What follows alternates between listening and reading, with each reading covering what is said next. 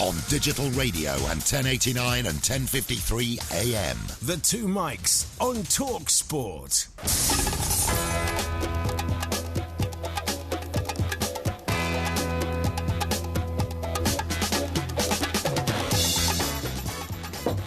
Good morning, I'm Mike Graham. He's Mike Parry, making an awful lot of noise. You're listening to the Two Mics on Talk Sport. Everton have done it again. They've ruined Porky's week, and this time it's all the fault of John Stones, the player he says is worth £80 million. It's Bring Back Tuesday, so if you've got any unwanted Christmas presents, here's the place to get rid of them. Maybe you could pass them over here, this way. Plus, we'll be looking ahead to tonight's top-of-the-table clash between Leicester and Manchester City. 08717 22 3344. Also coming up on the show, we got the result of yesterday's winners and losers, and it's your chance to get your problem solved with Ask Porky, everyone's favourite agony uncle. You're listening to the Two Mics with me, Mike Graham, and Mike Parry on Talk Sport.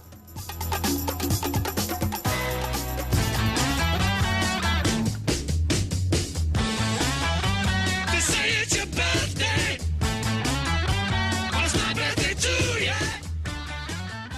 And it's time to say a very warm welcome and a very happy birthday to Mr. Mike Porky Parry. Very happy birthday to you, Porky. Well, Mike, that's very, very good of you. Thank you very much indeed. I thought you'd probably forgotten, as ever, but that's very nice of you. Yeah, well, you didn't mention it yesterday. Well, I don't like to mention these things. The thing is, when you're moving into early middle age, you don't necessarily want to publicise the fact that, you know, your experience is mounting up, your ability to face life's problems is mounting up, your ability to take on those things the world throw at you, and you just bang, headbutt them back. Yes, well, I've got you a little gift just to start the show off. Oh, that's so great. I know that. Okay. I mean, today is Bring Back Tuesday, right? Yes. So if in case of yours, you got a blue and white striped dressing gown, you might have wanted to give it back to whoever it was that gave it to you. Yeah. I'm going to ask people to maybe pass on their unwanted Christmas gifts to you today. No, I don't for want your birthday. people's cast But offs and I've unwanted searched Christmas high and low gifts. for this, and I'm hoping that you'll Okay. appreciate the thought behind it. Can I have a look, this please? is your present. All right, very thank happy you very birthday. much indeed.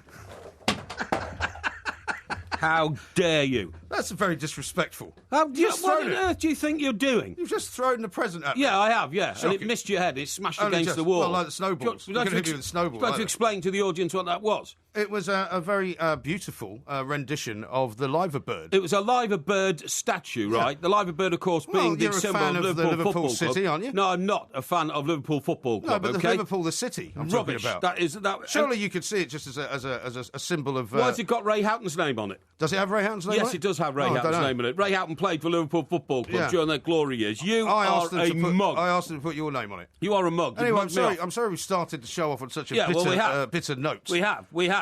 And when we get talking How about old are Everton you, by the later... way? Sorry? How old are you? Early middle age. Early middle That's all age. people need to know. Okay. Age is relevant Because, these days. there's a lot of people quoting ages, and on Wikipedia and stuff, they see it online. There's no place to hide with it. Do you know that 30 is the new 50, 50 is the new 70, and What's all the that new kind 60? of stuff? The new 60 is probably 45 or something Okay. like that, yeah? Right. Yeah, I wouldn't be surprised. Good. But anyway, listen, because... Well, I'd be delighted to buy you a glass of bubbly later, if that's okay with you.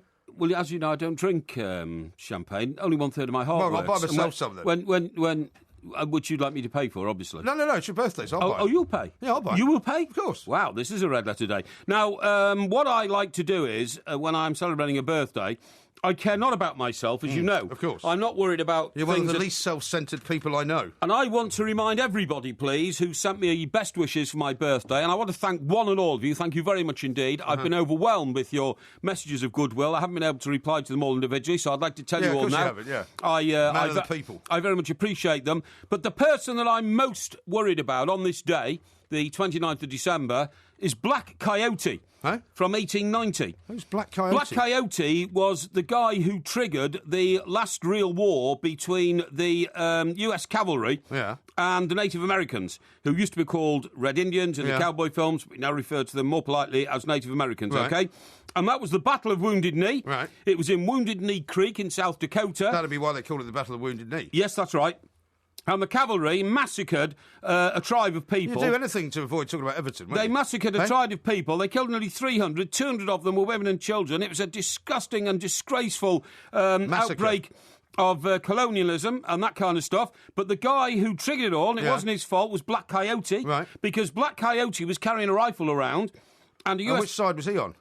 Black Coyote? Who does he sound like? Does he sound, I don't know. Does he sound like a general in the Well, US cavalry? He could have gone over to the other side, I don't know. You idiot. You have Black to just, Coyote, explain these things. Black Coyote, of course, was a member of the tribe that were massacred. In fact, they were called, you know what they were called? They were called the Lakotas. Uh-huh. It was a terrible, terrible episode in American history.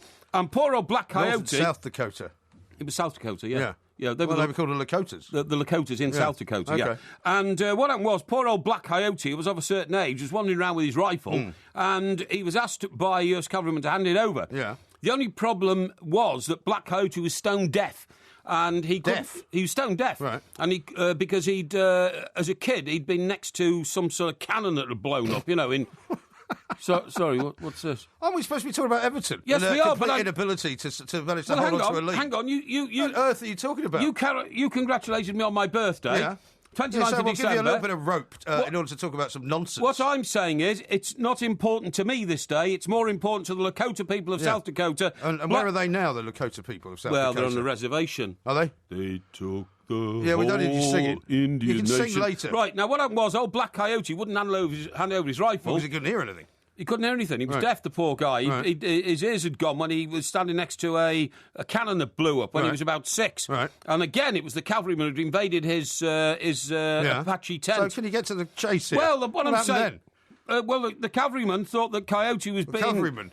The cavalryman thought Coyote was being a little bit unhelpful, Yeah. so he shot him. Right. And So he's dead then? He's dead. Right. Well, of course he's dead. It was 1890, but Right. he was dead then. Okay. That triggered the last battle, right? The last battle, 300 people massacred. Yeah. And that is a scar, in my view, a scar. So who won the battle? Well, the US cavalry okay. had 5,000 men, Right. and the Lakota had 300. Okay. Who do you think won? Well, I imagine the US cavalry. Yes, you didn't exactly. make that very clear. Exactly. Yeah. And it is a disgrace. the US cavalry might have been 2-1 up just before the end of the second half and suddenly lost 4-3. That could have happened. I am utterly refusing now to continue this conversation. I thought we could have an intelligent conversation about things like that. I'm afraid not. By the way, guess what else happened on the 20th of December? What else? The terrible massacre of the Archbishop of Canterbury in Canterbury Cathedral. Well, it wasn't really a massacre. It was only one person killed. Well, I mean... that's a bit of a loose reflection of the word, isn't it? Well, he had his head cut into 3 by 3 knights who came in and Did he? hit him with a sword at the same time. Okay. It wasn't a pleasant Was way this to Thomas go. a Becket? Thomas of Becket, 1170. Not far from here. Not far from here. And who was the king? It was King Henry VIII. wasn't it? Henry II. Second. Henry VIII was much later on. Okay. And, of course, he said, much as I say sometimes about you, he said in frustration, as he was, talking to his aides de camp, Right. his aide de camps, he said, Aides de camps. Who will rid me of this troublesome priest? Yeah. Now, I say that often. Yeah, but a lot of people don't think that he actually meant to have him killed. No, he didn't. So they were grovellers, right? They were Yeah. real grovellers, and they thought, I'll tell you what, let's help the boss out. Yeah. Let's get down to There's Canterbury. a lot of that about. Let's get down to Canterbury and give old Thomas a Becket the old... Was it Canterbury where he was killed? the metal cap. He was killed in Canterbury Cathedral. Was he? Didn't you know that? Do you know anything about I'm not English sure. history? I'm not sure Or if that's American true. history. You've lived in both countries. You don't seem to know very much about them. Yeah, right. Anyway, so they split his head in 3 with swords. Yeah. And that was the end of Thomas of Becket, I'm afraid. Oh, okay. But Henry II never forgave himself. And that's where Is that some kind of Saints' Day then? no, but what happened was that's where the word hair shirt came from. He insisted... Hair shirt. Was he a German? Hey? Was he a German? Honestly, is it the time of year or something? Have you? Well, it's very sort of, Is your Christmassy. system just Can we permanently not talk about pumped up Everton? with alcohol? Are you Anyway, desperate to talk about anything but Everton? what Henry II did for the rest of his life was he wore a sackcloth shirt for the Right. rest of his life so that his body would be irritated at all times by the rough corsage of the sacking. That didn't help Thomas to and Becket much, did it? Well, it didn't know because his head was split in already 3. To remind him of what a gruesome, foul crime he'd committed against Yeah. not just the Archbishop of Canterbury, but against God himself. I see. Okay. Okay. Can we talk about Everton now? Yes. Because I'm coming up later on, we're actually going to talk to Nigel Martin. I know, that's former great. Everton goalkeeper. Yeah. Who will have some interesting We could things do- to say. we could do about with what's looking at the going on. goalkeeping Well, you situation. should do that because, you must have been... we were together after the show yesterday, and I think the game got underway, but then you must have got home and had a bit of a shock. Well, the thing is, this is why Everton give you heart attacks at the moment. Not that I would have a heart attack, because only 1/3 of my heart works. Yeah. But Can you not technically have a heart attack now? No, I can't. No, I can't. My heart is too expansive. It's too wide, too big. It's too flabby. It Like doesn't everything work. else on you. I'm not going to rise to that. Good. No, what I was going to say is, at one stage, of course, during the game, as I was, plotting the game on my way home, Yeah. we were 3-2 up. Yeah. And there was only 10 minutes left, and I thought, surely we can't let this But go you now must have without had this. in the back of your mind a little thought that said, This is not going to last, is it? 3-2 up, 10 minutes to go. It's not enough. Yeah, but you see, the strangest thing is, in the immediately previous game, we'd gone from 0-0 to 1-0 in the 93rd minute. That was terribly unusual, because normally what happens is Everton are giving up the game. I tell you what, I had an exchange of messages with a few people at Everton last night, and, I mean, it's heartbreak time. It just is heartbreak time. But, do you know what? Because I think we're so erratic, I think we have an excellent chance of winning a cup this season. The semi-finals of the, I'm going to say semi-finals, plural, two-leg semi-final of the League Cup starts, of course, next month in January. Yeah. In fact, they both Manchester City, though. Yeah, they both take place in January. No chance. We've got every chance. I don't think so. And then a week on Saturday. Saturday's January the 2nd. Week on Saturday, January the 9th. I hope to make my first visit to Goodison this season for Everton versus Dagenham Red. Dagenham Redbridge. And Dagenham Red, FA Cup. sadly for their fans, are bottom of the whole of the Football League. And we expect to pulverise them. Well, you should do, really. Yeah, exactly. I mean, that's not really much of a big bet, is it, that? No, but I think it'd be a great weekend just to go up to Goodison, see Everton win, hopefully. I'm not. Want me to come with you? No, I don't. I definitely don't. No. Thank you. No, not unless I need a driver, but I think I'll be going on the train. I won't be driving you. No. See the time, by the way. Don't worry about the time. I am worried about the time. Okay. It's very, very important. It is very important. Time is important. And remember, today marks a landmark. It is the anniversary of the Battle of Wounded Knee. Yeah, and it's also Porky's birthday. On digital radio and 1089 and 1053 AM. The Two Mics on Talk Sport. A couple of tweets to read out to you. Here's one from Gordon. He says, I hope Porky's brought his phone with him today. Yes. We were in yesterday doing the mid-morning show. You forgot your phone. Well, I didn't a lot of get people, my A lot phone. of people thought you'd done something to it. No, there was a bit of a technical glitch. A glitch? I had to leave it with somebody to get it sorted. It is all sorted now. Is it? No, so it's working fine, is it? It's working. It's not going to keep making noises during the show. No, I've switched that off. Oh, okay. Yeah. Jim Bob says, fantastic choice of present for Porky. # ungrateful plank. Yeah, well, I mean, I would like something like that. Some very nice ones here. Just Well, I very mean, the thing quickly. is, it's like Christmas. If you do get a present you don't want, surely you could just be good enough to take it with a good grace and then pass it to somebody else who might prefer it. Unless you're taunting me, with the present, then you get it right back in the gob, okay? No. That's Well, what you deserve. I thought about getting you some kind of cake. You could do with a bit of plastic surgery anyway. Well, thank you very much. Cheap plastic surgery. But the point about the cake is I don't know how many candles to put on it. Oh, really? Oh, well, I wouldn't worry about that. Woodenhead says, the truth is, Mike Parry is middle-aged if people live to be 162. What's the word I was looking for I there? know what word you're Yeah, looking very for. sharp. Right, listen, I want to read a few of these because everybody's been good enough to send them. Yeah. MUFC say, happy birthday, Mike, have a great day. Thank you very much indeed. Colette says, happy birthday. Culotte. No, culottes are like their trousers, aren't they? Culottes. Culottes, that's right, yeah. Well, Colette, who may wear culottes, says, Colette and culottes. happy birthday to a fellow Capricorn. Got one here from Gaz. Happy birthday to you and love you at TalkSport and all that kind of stuff. Can't you try and read these before you read them out? So at least you've got some idea of what they say. Happy birthday, Porky, says Dean. What's this one? You're just going to read out a load of happy birthday wishes. What does this one mean? BMW Adventure, and this is addressed to you as well. Has the bus pad arrived? Bus pass. Oh, pass. I see what you mean. Sorry, yeah, because you got that wrong with the D, yeah. No, don't need things like that, You've got thank a you. free bus pass now, haven't you? Of course I haven't. You must have. Don't be ridiculous. What do you think I am?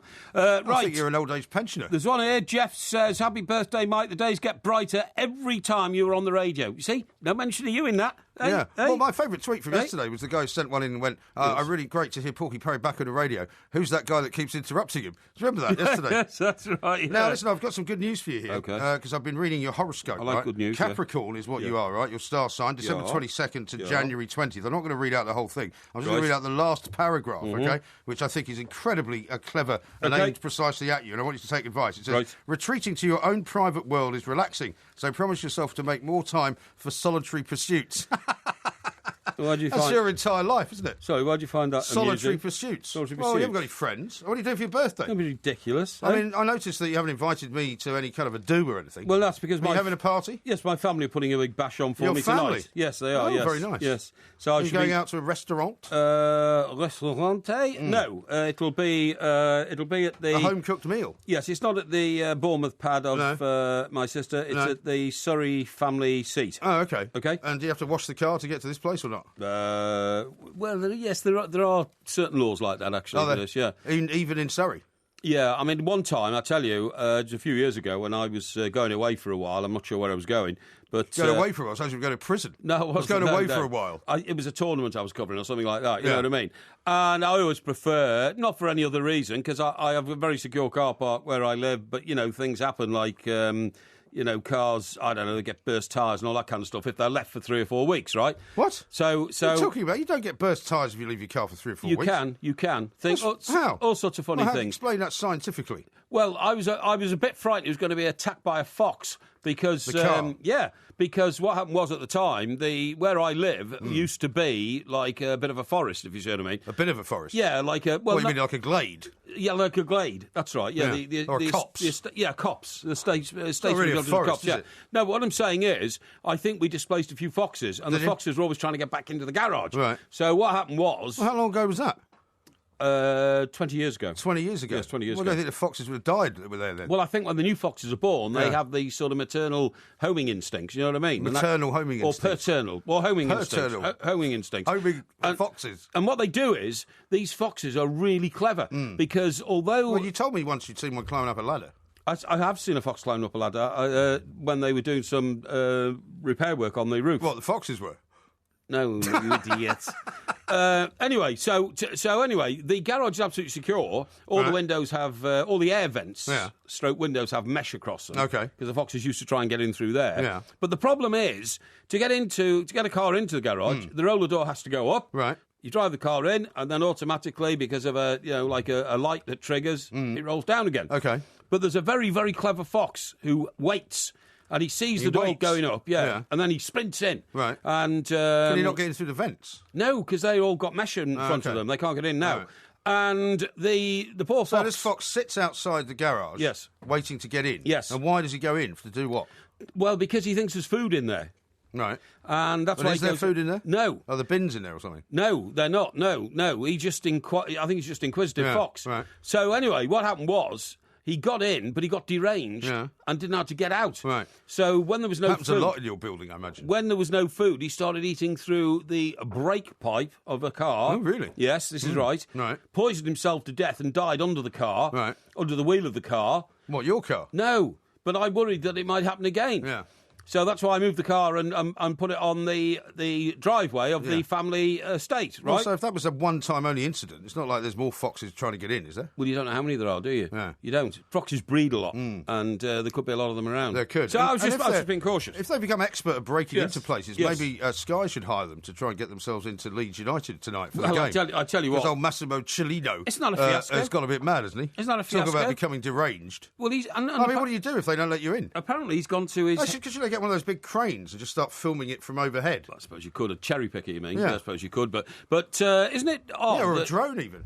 A drone? Well, no, the drones have been banned now, haven't they? Well, I don't know about banned flying over football stadiums. Unless they've got insurance, and the insurance is being pulled on the drones because... But if they got permission from the Football League to put a drone up and film it, because the Football League technically is giving the permission to Sky to do it, right? Yes, it is, yes, absolutely. No, the point is, this chap who bizarre situation. Who owns Leeds, he's pushed off to Miami, apparently. He's got an estate in Miami. He's gone off there for Christmas and left somebody else to negotiate with the Football League about what on earth is going on. The thing I don't understand is he keeps getting banned, right? He keeps getting banned from being in charge of football because he's not supposed to be a fit and proper person. On the allegations of tax and all sorts of things. But he also keeps being in charge. Apparently, because he's appealed, they can't actually kick him out yet. You see, this is what I find interesting. You know, it'd be great to talk to some Leeds fans about what an absolute basket case Leeds has become. Yeah. Now, in the days when Leeds United were playing in as far as the semi-finals of the Champions League, when Mr. Peter Ridsdale was in charge. Yeah, Peter Ridsdale. He lived over in the Lake District, by the way. He lived over in Cumbria, and he used to drive over to Leeds every day. And I've been to his house, and he was a very... Why is that important? Because he's a very engaging chap. What's he doing now, then? Well, he goes around, actually, for quite a while. He went round helping out clubs that were struggling in terms of administration. But the problem with Mr. Ridsdale is that the demise of Leeds started at about the same time he was in charge. Yes. Now, I'm not pointing fingers or making allegations, but he was very ambitious for Leeds, and therefore they went out and spent a lot of money on players like Rio Ferdinand and people like that. because they wanted to buy their way into being a top 4 team and stay there. Right. Couldn't do it, though. It's a good plan if it works. Good plan if it works. Well, everything's a good plan if it works. Because in fact, Ken Bates at Chelsea did exactly the same. He built Chelsea Village to try and provide revenues for Chelsea Football Club. But then he tried to do the same at Leeds, didn't he? Hey? Didn't he try and do the same at Leeds? No, by the time he got to Leeds, it was a bit of a fiasco, and he was fighting fires all the time. It was all like Leeds Hamlet rather than Leeds Village. Yeah, that's right. It was at Leeds. But what I'm saying is that plan works. You go out and borrow 300 million quid. You buy 4 outstanding players. Yeah. They then make you a top 4 team. Right. You then earn the revenues from television and crowds and sponsorship to stay there. But it's a risky business if it doesn't work. But in the Championship, the revenue isn't that great. I mean, it's 100,000 they get the Championship's hopeless. For showing this there's one game. There's no money in the Championship. No money in the Championship. That's the point. And their problem is, and they're saying the reason they don't want this game televised tonight against Derby is because they're the second most televised team in the entire Championship, and they think it's unfair. Well, they still get paid every time the game's live. Yeah, but if they have 5 live games, they make $500,000. You can't even buy, what can you buy for that? It's absolutely true. Absolutely nothing. You get £100,000 per live game. Don't worry about that, because I'm telling you. So if £100,000 for a live game, I bet you Leeds top players, their top half dozen players, earn 25 to 30 a week. Easy. So that means it only pays 3 players' wages for 1 week. Yeah. How about that? Yeah, I know. It's not worth it. It's not worth it, is it? It's not worth it. But mind you, surely you can't stop them from getting in. That's the finances of the Championship. Now, coming up, we're going to examine some of the football from yesterday. You and I both correctly predicted the Arsenal score against Bournemouth, by the way, which was quite remarkable. What was it? What do you mean, what was it? What was the score? What was the score? 2-0. I know the score was 2-0, but I mean, what do you mean? In the Selco predictor. Oh, did we? Yeah. Oh, you don't seem to remember. I'm quite pleased about that. Yeah, you should be. Excellent. This is Talk Sport. We're going to do winners and losers coming up soon as well.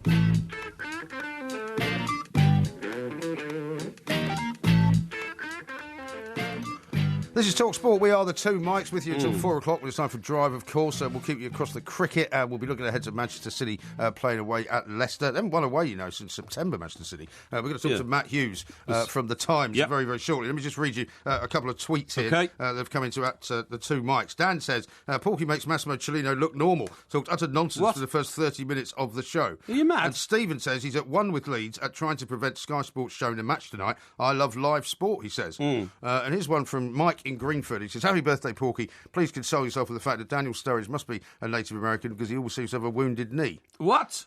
Oh, Daniel Sturridge, yeah, of course. He's got terrible problems. Absolutely awful. You shouldn't make fun of professional footballers. Injuries really do their heads in. They do. They do indeed. Let's talk to Matt Hughes from The Times and find out what he's heard about Louis van Gaal, apart from anything else. Matt, very good morning to you. Good afternoon, I should say.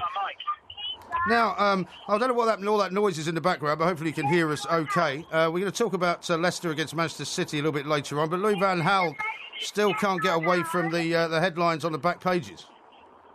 No, he can't, but in fairness to myself, my colleagues, he keeps giving us fresh stories to write. Yesterday, after a fairly drab goalless draw at Old Trafford, Van Gaal came out with all sorts of extraordinary quotes, said he's not going to quit, but then kind of wrote back and said, I might at some point in the future. He started looking back on previous times of his career when he had walked out on jobs at AZ Alkmaar and the Dutch national team, and it sort of all added up to a situation where it's a bit of a mess at Old Trafford, but at the moment he's staying where he is. Matt, what is your information on the position regarding Jose Mourinho? A couple of mischievous pictures I spotted on Twitter today, on social networking, alleging that Jose's in Manchester talking to people in a hotel. I mean, if I was Manchester United, I'd have signed him 3 days ago. Why are they so inert on this issue? Well, they're inert because they've got a manager who they're saying they're back and they're standing by. My information is that the sort of Mourinho camp are making all the running in this situation, quite frankly, and United have yet to make that call. Mourinho's people have been very, very active and frank in making it clear that he's interested, he would take that job, he'd like to talk to them, but at the moment they're still waiting for a call from Old Trafford. Doesn't that in some way, Matt, indicate that there's a lack of leadership at the top at Manchester United? I mean, 2 days ago... there is, though, isn't there? Yeah, 2 days ago, Louis van Gaal was on the brink of telling us all he was going to quit himself. And then, after the game yesterday, a paltry 0-0 draw, he's become bumptious again about, I have no intention of walking away. Seems to me there's no direction at that club. Well, I think that reflects Louis van Gaal's state of mind and decision rather than the club's. The club's position is that although Results have been poor. They haven't won for 8 games. They lost 4 in a row. They're still, at the moment, backing Van Gaal. I believe Ed Woodward, the executive vice chairman, spoke to Van Gaal over the weekend and did provide some reassurance as to his position. And Louis Van Gaal seems to have been heartened by that conversation and, as you said, was far more confident yesterday after the match. I think he also took heart from United's improved performance, particularly in the first half, though they're still clearly short of goals. There's been 6 home games at Old Trafford this season when they haven't scored. Only scored 1 in the last 4, which we just never saw when Sir Alex Ferguson was there. United firing blanks like that. So while there are problems there, I do think he'll be given a little bit more time to turn things around. But, I mean, I never believed, really, that Manchester United want to get rid of Louis Van Gaal. I mean, the fans... Well, they should have done. Well, yeah, but, I mean, they don't want to, I think, at this particular moment in time. And unless he walks away, then I don't think they're going to get rid of him, because the fans seem to suddenly get behind the team and seem to get behind him, even though there was that rather ridiculous spectacle of people with Jose Mourinho Man United scarves at the game. Yeah. Yeah, it was a farce, isn't it? Yesterday may well be remembered as the deer for the fan scarf. We've been kind of moaning about half and half for a while, but the people who bought Jose Mourinho Manchester United scarves, given some probability who may never ever manage their club, I just wonder what they're going to do with them. No, I don't know what they're going to do with them. Souvenirs, I think, and that it may remain there. But as far as I'm concerned, Matt, somebody has got to be absolutely firm and resolute in the direction Manchester United are going in, and there isn't that semblance of leadership about the direction of the club. It's flip-flopping around all over the place. Well, You already said that. They've lost, is it, in the last 2 years? I mean, David Gill, very well respected chief executive, has also taken a back seat, and at the moment, Ed Woodward, in concert with the Glazers, seems to be running the show. And although he's very, very successful on the commercial side of things, he's still pretty raw and inexperienced in football, as we've seen with a few of the transfer dealings that have gone wrong at United over the last few years. So I think you're right. Yeah, there is a lack of leadership and a lack of authority as well, which is probably why we've reached this situation of status. Are you ringing us from one of those ball pits in a place where you leave your kids in a shopping centre? I'm actually in the car on the way back from Manchester, and I've got some children in the back. Some children? They're probably wanting to chip in. They are my children. Oh, good. I'm glad to hear that. that. Because you wouldn't want to pick up just anybody's children, really, would you? Let me just ask you one final question, Matt, because obviously they'll be getting sick of Daddy talking on the phone. What about Manchester City, Leicester tonight? Leicester obviously need to sort of recover some confidence after losing to Liverpool. Yeah, it's a great game, isn't it? I mean, any other season you'd put all your money on Man City, but this year you can't take anything for granted. And I think it'll be a good game of football. City really struggle for goals away from home, haven't they, this season? Well, they haven't won away from home, have they, since like September, I don't think. No, they haven't. I don't think until they scored late at the Emirates last week, they hadn't scored an away goal in about 6 games in the league. So if I was Leicester City tonight, I'd really fancy my chances. I was there a fortnight ago when they beat Chelsea, Mourinho's last game. They play with such pace, passion, energy. I think they'll go for it, and Man City could be beaten. Right. Mr. Matt, we're going to let you go because there's a bit of a cacophony now going on from the back seat. They're lovely children. Very nice, very well behaved. Yeah, very well behaved. Yeah, I wonder if they climbed all over Matt. So it was a nightmare. That. You know, if you have Yes. also, I hope he wasn't on. I don't know if he was on the speakerphone. He might well have been. No, he was on the speakerphone, obviously. Because there was often a situation where when I was driving around, particularly when I was working for newspapers, yes, and you were always on the phone, yes, and somebody would ring up and you had the kids in the car, put them on the speakerphone, and immediately there'd be this invective of swearing. Oh, and, it's terrible. F words and C words. It was terrible. Like, I've just got, and you would answer, and some people that you worked with understood. Like if you answered the phone and went, "I've got kids in the car," and they would absolutely sort of, tailor their speech accordingly. But otherwise, some others wouldn't. I mean, you'd probably be one of them where you wouldn't actually pay any attention to that. Just start swearing. I spoke to a chap who had his children in the car once. Did you? And he was good enough to stop, pull over, get out the car, lean on the roof with his mobile phone and talk to me 20 minutes. Really? Yes. That's very irresponsible. No, it's not. Was he in a lay-by? No, yeah, he pulled into a lay-by. Hey? How do you know he was in a lay-by? He told me. Did he? Yes. Oh, what about the kids? What were they doing in the middle of this 20-minute conversation? They were behaving themselves because it was David Beckham and his 3 children, because young Harper, little Harper... Oh, what, this is one of your name-dropping stories? No, I'm not name-dropping. What, This is the sort of people I speak to. Beckham? This was David Beckham. The sort of people you speak to? Yes. David Beckham was returning to... There's no time for this. Hang on. The People are very interested in this. People are very interested in this, No, right? they're not. Yeah. People, he was returned to Buckingham Palace after captaining England at Old Trafford right. in a game where we qualified for a tournament. I can't actually remember which one it was, actually. Must have been that goal against Greece, mustn't it? It may have been. It may well have been. It may have been that with Teddy Sheringham and all that. But anyway... Well, if you're going to tell the story, do you mind getting the facts right, at least? No, I'm getting the facts right. And I spoke to my contacts inside the world of football overnight. And sure enough, next morning, David said, "Don't worry, I'll pull over when our people in the control room spoke to him." The control room? Yes, and then he stopped and he called back. And I said, "Well, hi, David." He said, "I'm in a lay-by." He told me where it was. It was on the A1 somewhere. No, it wasn't the A1. It was probably on the M40 or something like that. Yeah. And there aren't any lay-bys on the M40. he said, "I'm leaning on the roof of the car." I said, "What sort of car is it?" And it was a Bentley, right? Nice Bentley, but I mean, classy sort of... Have you seen it? Look, 4-door I don't know Bentley. what's the point of this story? People love these stories. No, I don't. Posh was sitting in the passenger seat. That's Victoria Beckham. One of the world's most successful ever singers, a great woman. Yeah. She was sitting in the passenger seat. The 3 kids were in the back, and yet he still took time out to talk to us. Yeah. Sort of guy he is. Yeah, well, I'm very, very glad. Well, talk to me, Has he ever actually. called you since? Sorry? Has he ever called you since? I have spoken to him since, yes. Have you? Yes. When? I can't divulge that. No, I didn't think you had. don't tell tales about my friends. I didn't think you had. This is Talk Sport. We are the Two Mics. Coming up next, another subject that Porky won't want to talk about, the winners and losers result from yesterday. Oh, yes.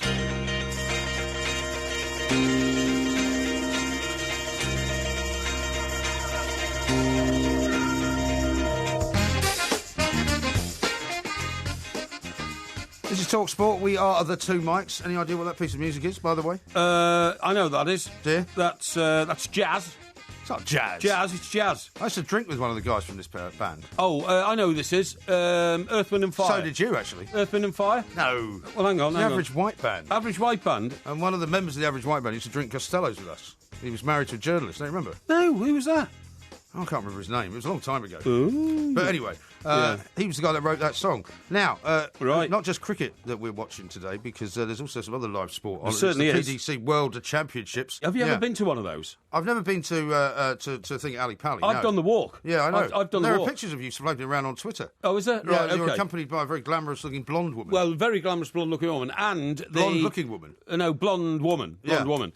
Very glamorous. A very glamorous-looking blonde woman. Yeah, the You have girls to put the words in the right order, Yeah, otherwise it doesn't make any sense. The girls are beautiful at those places. They're picked for their looks, and that's rightly so, because, they like...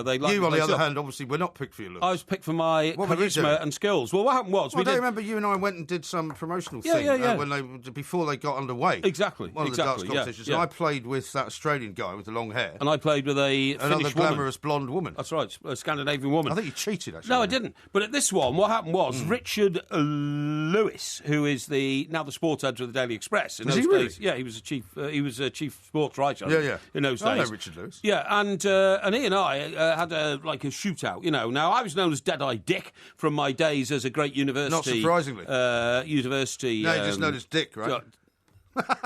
Oh, that's very original. That's very original. Can you come up with nothing better than that? Well, I'll keep going if you like. Anyway, so we do the walk down the middle, and the music's all... What was your blaring out. music? Did you get to choose what music you went into? I think I did that one that Sunderland have, Sunderland?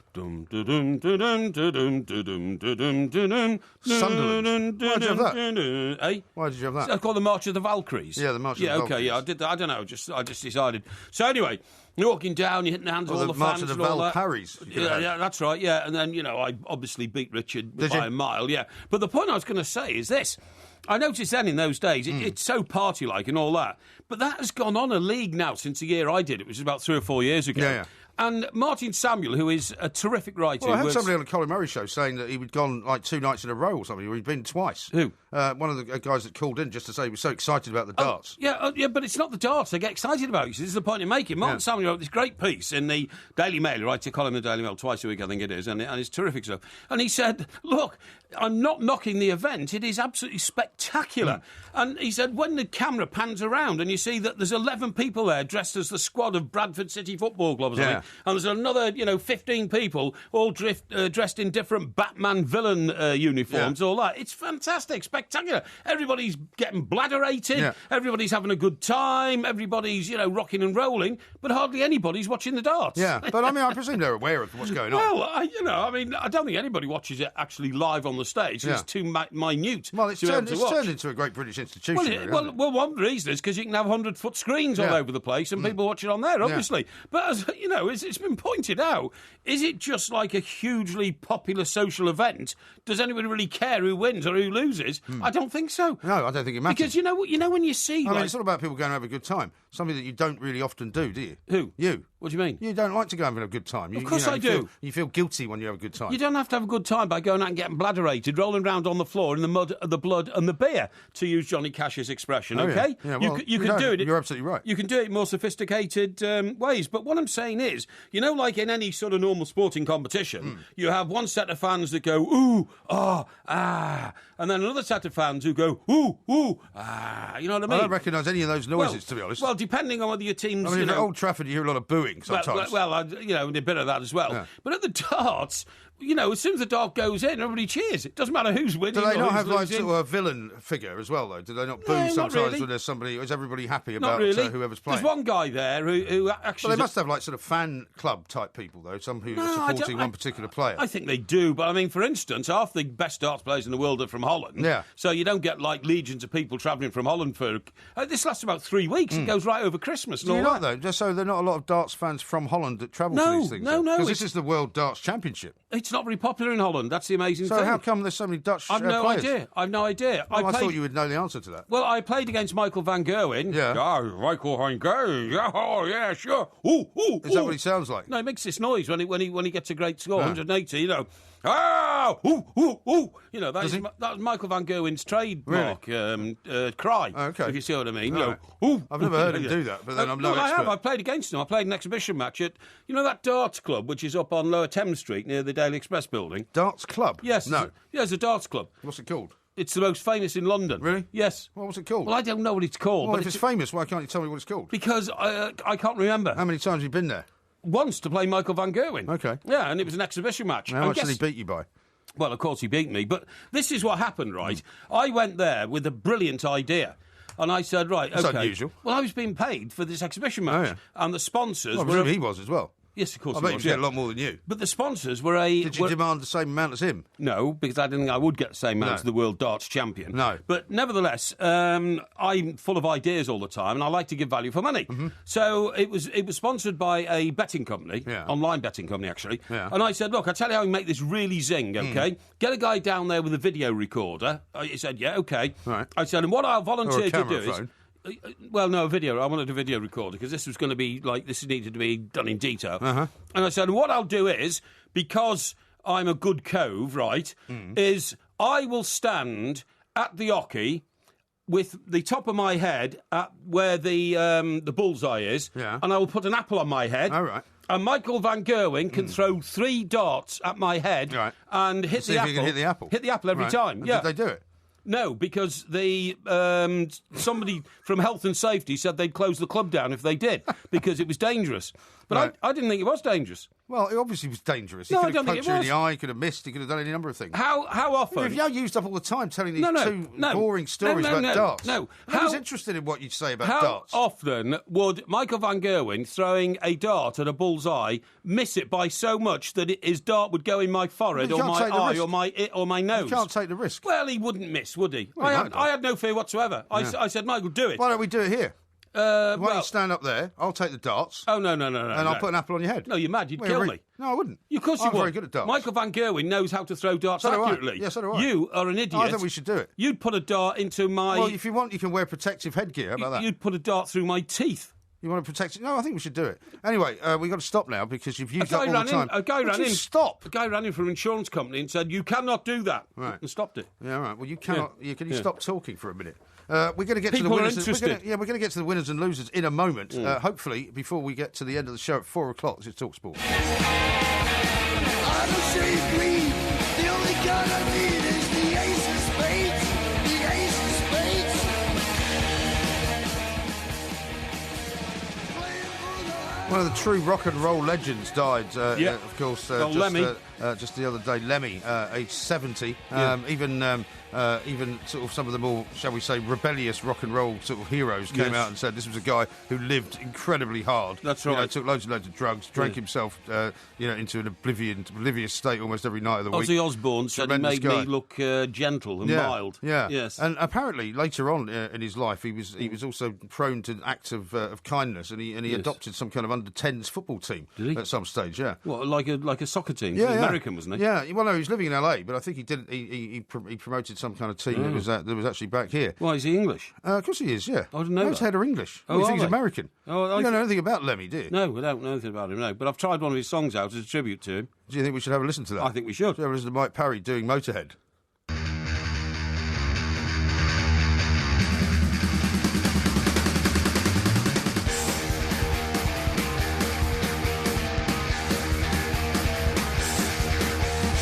If you like to gamble, I tell you I'm your man. You win some, lose some, it's all the same to me.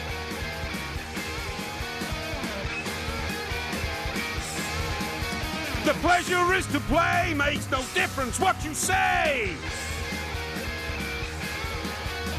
Don't share your greed, the only card I need's the ace of spades. The ace of spades.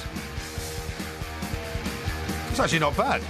Yeah, I think it's pretty good. For the high There's more of one, it. dancing with the devil. Well, going with the flow, it's all a game to me. Well, I was going to stop there, but they said they wanted more. The so phrasing's a what little am I out. supposed to do? No, it's not. Well, the great thing about Lemmy was he actually just sings it in one sort of monotone. Well, he didn't sing, did he? I thought he just sort of spoke over the music. Yeah. Well, Think my voice is better? I think you sing it rather than talk, rather than sort of shout it. Well, there you go. God. See? That was pretty good. That's not bad. But anyway, poor old Lemmy. Do you know what the best thing about his death was? Well, there's nothing good about death, What do you mean the best thing about his death? What I mean is this, is that when you learn you've got cancer, you die 3 weeks later, then you have the guardian Well, he died 2 days later, I think. I think he was only diagnosed on Christmas Eve. Is that right? Yeah. And he died 2 days later? Yeah, I think so, Well, yeah. the guardian angel's sitting on your shoulder. Because what the guardian angel is saying... By the way, I believe in guardian angels, and I think Louis van Gaal's has flown, to be honest. Well, I think the guardian angel is going to save Louis van Gaal. No, but to be honest. What the guardian angel did for Lemmy was, look, the bad news is you're coming to join us, or the good news is you're coming to join us, depending on which way you look at it. Yeah. If you believe in all that mumbo-jumbo, it's not mumbo-jumbo. Heaven and hell and all that, because you do believe in all that, don't you? You actually think that you're going to go to heaven. You'd have to say that somebody like Lemmy might prefer to want to think he's going to hell. No, hell might be more fun. If he's a philanthropist and he's been looking after this football team and he's provided millions of people with entertainment and enjoyment over the years, and of course he deserves to go to heaven. All I'm saying is I try to live my life like a Christian, so eventually I will be invited into the kingdom of God. Like I live my life like a Christian. What does a Christian live his life like then, or her life? Well, what have you done lately? You put other people in front of yourself. Yeah. You try to look after your family and friends. Mm. You don't do anything to screw people up for no particular reason, just because you don't like them or you're jealous of them or anything trying to work like that. out how to screw people up. No. And what I'm saying about Lemmy is, for instance, I remember when I was a kid, when we were about 8 or 9 or something, living in Laurel Grove in Chester, and I remember hearing this sort of weird old guy who lived across the road, making an awful lot of noise for weeks, you know what I mean? I didn't know what it was. I kept... For weeks? Yeah. What sort of noise? Oh, screaming and all this kind of stuff, Really? And, I kept saying, I wish that man would shut up. No, he was actually dying of cancer, right. and it was very painful for the last few weeks of his life. Oh, I bet it was, yeah. Well, exactly, so I should have been a bit more sympathetic. But You should have been. At that age, I didn't... It's a horrible story. It's a terrible story, but I didn't know. Something else that has then sort of caused your brain to become warped and in some way tortured? No. How was I to know? You don't even know what cancer is when you're a kid and all that kind of... What I'm saying is, I'm making the point that if you are diagnosed with cancer and you die 2 days later, that's a relief. It's got to be a relief. I think it can be, yeah. Because you're not going to be, suffering. Well, we'll send our condolences to his family. And by the way, the suffering, and this is a very serious point here, Mike, because your father died, obviously, of a disease that was drawn out a bit, Alzheimer's and all that. Yeah. But the suffering's worse for the family than it is for the person in concern, and that's why... Well, I don't know about that. Well, I think it is, isn't it? I don't know. I don't know that you can make those kind of pronunciations on those kinds of things. Why don't we have a look at what happened with the winners and losers result? If you want to. But well, normally you want to know what the answer is because you've won it for the last 3 weeks in a row. Yes. Right. Yesterday, of course, one of your losers was Ed Balls, or Norwich, actually, because they reported Ed Balls. That was immediately a Porky jinx because they then won. Well, yes, they might have done. First game in charge. But he's in charge of the financial side of the club. Well, so I don't think he is. He's not going to play for them, is he? He certainly. Well, what is his role there, then? As soon as he's sitting there, but as soon as he's the chairman of the place. So now that he's sitting there, they won a game. Well, he ain't going to be playing for them, is he? Well, so he has no influence whatsoever on what's going on the pitch. You said that it was bad news for him. Anyway, now, the point is... Let me read you the final results. I won the previous three. I was on a roll. Yeah. And then, of course, you changed the rules. No, I didn't. Yes, you did. How did I change the rules? We started doing it in daytime instead of at night. I always win it at night. Oh, so is there some secret to that then? Well, you don't always win it at night. Well, the score until this week. I certainly have done recently. The score until this week was 13-6. Anyway, just get on with this. Come on, you want to? A total of all right. Well, here we go. Yes. A total of 1,269 votes were cast, and the percentages are as follows. Mike Graham, 57%. Mike Parry, 43%. That was very close. That's a pretty resounding victory, I'm afraid. Very close. So it now goes to 14-6. Oh, yes, that's what you keep saying. Well, it is 14-6. I don't know where the 14 came from. I don't remember you reading 14. It's a load of... Well, it was 13-6. Load of blinking... And now it's 14-6. Load of blinking gobbledygook. But now, anyway, according to a couple of people who have tweeted in, apparently darts is very popular in Holland. So I don't know where you got that from. Well, I've never seen anybody playing darts in Holland. There's a piece in the Manchester Evening News been tweeted to me by Brian, which says, what about the Dutch darts explosion? Oh, yes? When did that explode, then? Well, it's currently going on. So darts is a very, very popular sport in Holland. Well, which you would assume if there's a lot of Dutch darts players. Yeah, well, there's a lot of Dutch darts players because there aren't many darts players, if you see what I mean. So those who are playing darts in Holland, where of course they've got all these dikes and things, because they have. What's that got to do with darts? Well, you're just coming up with words that start with D now. No, you fool. The fact that Holland is mostly below sea water makes it a very insular country.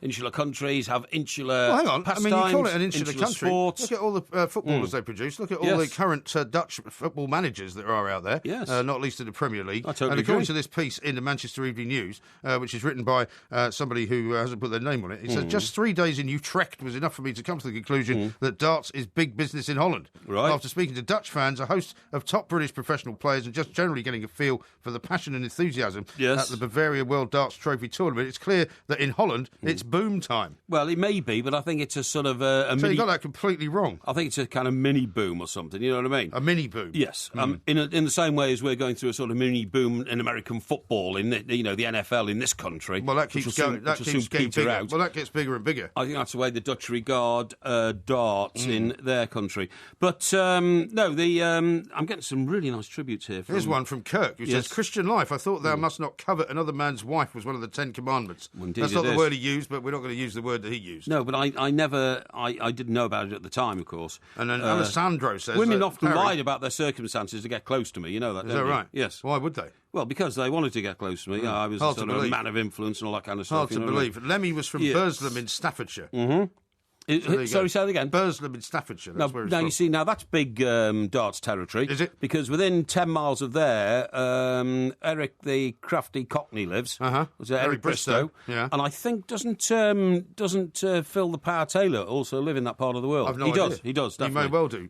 Lee says Porky has found his vocal range. Looking forward to his first album of Porky and the Third of a Hearts. Oh, really? Yes. Well, I wouldn't worry too much about that. What I would like to say is that the tribute I gave to Lemmy then and Motorhead has been roundly appreciated. Yeah. Well, I think Thank you very much indeed. I think sometimes, I mean, when people do pass on, it's nice to give them a little tribute. Well, like that. it is. And by the way, most of us would like to say, well, when I go, I'd like to be walking down the street and all of a sudden, bang, your heart goes and that's it and you're out the game. But you wouldn't want that to happen when it happened to you all those years ago, when you no, claimed of course not. that you had 36 hours left to live. I did, that's all I had. Yeah. And but I knew about that. I mean, it wasn't like, for instance, what can I say? There was an old colleague who worked here who's sadly not with us now, Mike, he used to do the mid-morning show, Mike Dickin, lovely fellow, and got on very well. Mike had married a second time, but his first wife, who was, into fitness and all that kind of stuff. And they all lived down in the West Country, by the way. Mike had a great life. He had a lovely place down there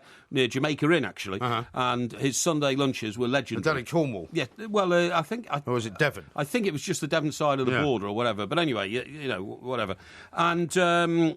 And he always said to me, he was still best friends with his first wife and all that kind of stuff. He said, she'll outlive me, she's fitness, she goes running over Exmoor and all that kind of stuff. And she literally got up, went to answer the door and suddenly knocked on the door one night and dropped dead before she got to the door. Huh? And the doctor said, Mike, don't worry about anything. Sadly, she died instantly, and that's the way it can get you. Just bang. You think about this quite a lot, don't you? Well, you have to. If you don't think about your destiny... Are you one of these people that thinks about it when you have a birthday? No, I don't at all. But if you don't think about your own mortality... I mean, have you got a will? Yeah, I have, yeah. Are you sure? Yeah, of course I am. And is it right up to date? I haven't really looked at it recently. You see, my will's not up to date. And the wrong people are going to get all my dosh. What do you mean the wrong people? Well, because I've, made a few changes in... What, you mean fall out with a few people? You want to cut them out of the will? Well, kind of, sort of, I suppose. Yeah, terrible. That's about right. Absolutely horrendous. Now, I'll tell you what we're going to do coming up shortly, is we're going to talk to an MP who reckons he wants to enter the Eurovision Song Contest. I know you said you wanted to do that a while ago. I did. Well, we will be talking about that. Also, we're going to talk to one of Everton's former goalkeepers, Nigel Martin. That's smashing. We'll find out from him what's Nigel going Martin's wrong. a great guy. We'll find out from him what's going wrong at Everton. Rudolph the red-nosed reindeer had a very shiny nose, and if you ever saw it... This is a bit late, isn't it, this festive particular ditty? It's funny you should say that, but of course Christmas is the 12 days of Christmas. Christmas doesn't end until January the 6th, you know that, don't you? Well, that's when the Epiphany is, isn't it? What? The Epiphany is on January the 6th. The Epiphany? The Epiphany. The Epiphany, yeah, it is, yeah. Is it? You don't know anything about the Epiphany, Yes, do you? I do. Now, I I do. find that very curious. No, you know I why do. I find that curious? Why? Because one of the answers that you got right in the Porky quiz last Thursday, Yes. and we'll be doing a Porky quiz this week as well, was Epiphany. The answer was Yes, the Epiphany. Epiphany, that's And right. the question was, when is it thought that the three wise men went to visit the baby Jesus? That's right. And you said, without even being prompted, Yes. without thinking aloud, Yes. the Epiphany. Yes. So where was it written? Well, it wasn't Where written. was it written? Don't be It was ridiculous. obviously written on your hand or something. No, don't be ridiculous. You've just made very clear you have no idea what the Epiphany is. I knew what the Epiphany was, and Really? the question wasn't that. It was, what is the first celebration of sainthood or something after, No, it wasn't. after Christmas No, it Day? wasn't. I knew that was Epiphany. I just didn't know it was January the 6th. Oh, really? Now, listen, why do you think we're doing that? Now, I've come in my medical I don't journals... know. I've no idea why we do any of this stuff. Right. I mean, it's not like you tell me or anything. You didn't even tell me it was your birthday. The only reason I found out it was your birthday was because it was all over Twitter. Yes. I mean, Right. apart from that last-minute present I got you, I didn't even get a chance to get you a card. Now then, what I wanted to say to What you do you was mean, this. now then? You don't listen to anything I say, do you? Yes, I do. Yes, I listened, yeah, but, What did I just say? I didn't tell you it was my birthday. Yeah, and then? Then you didn't have to get me a card. No, I wasn't able to. You weren't able have to get me a card. Yeah, OK, so I listened, Yeah, right. clutching at okay. straws Now there. then, listen. So rude. The reason we play that is this. I found from my medical journals over the last, over the Christmas period... Any particular medical journal? Catch you up on reading. New England Journal of Medicine? Do you know what people suffer from? Pulse. Sir Alex Ferguson was, people always used to say, wow, why's he got a red nose and all that kind of stuff. And, of course, it wasn't because he had any sort of drink problem or anything like that, and it wasn't for any Well, that's a relief. reason. He was often out in the cold and all that kind of stuff. But it may well Some have been. people have a predilection for that kind of reaction to cold weather. I'm about to say, particularly in Scotland. I don't know whether it was, but all the time says Sir Alex Ferguson's face exhibited sort of red nose syndrome. Okay, Yeah, okay. Now what that is called is Rosacea. Right? Rosacea. Rosacea is when you suddenly get a very red nose for no particular reason. It doesn't mean that you've... Is it to do with age? No, what it's to do with is that the sort of capillaries at the end of your nose all wither away. Yeah. And it goes all red. Yeah. And that's But it's more common in older people, isn't it? It's not something that you'd see younger people No, you can with. have it at any age. This Really? is the whole point. Really? Now, according to my medical journals, right? But if you looked at Sir Alex Ferguson when he was a lot younger, it didn't appear to be quite such a red nose that he had. What? What do you mean, what? What did you say? You didn't listen to any of that, did you? If you saw him close up. No, I didn't say that. What did you say? I said if you look at pictures of Sir Alex Ferguson when he was younger, he doesn't appear to have quite such a red nose. Well, I've never studied a lot of pictures of Sir Alex Ferguson when he was younger. But anyway, listen, facial redness is quite common. It quite commonly starts off in the nose, although it can spread to the chin and to the forehead too. Right now, this comes from the what? The forehead. The forehead? Yeah. What's the forehead? It's your forehead. Forehead? Above your eyes. It's not forehead. No, F-O-R-I-D. No, it's pronounced forehead. Now, No, it's pronounced forehead. 1 in 10 adults has the skin complaint, according to the NHS. But only 1 in 600 people is officially diagnosed on a yearly basis. Yeah. This is because many people... What's this got to do with Rudolph? Well, I'm going to tell you in a minute. This is because many people attempt to self-diagnose and think that their rosacea is either acne or dermatitis, and they simply try to cover it up with powder and foundation cream. Right, okay.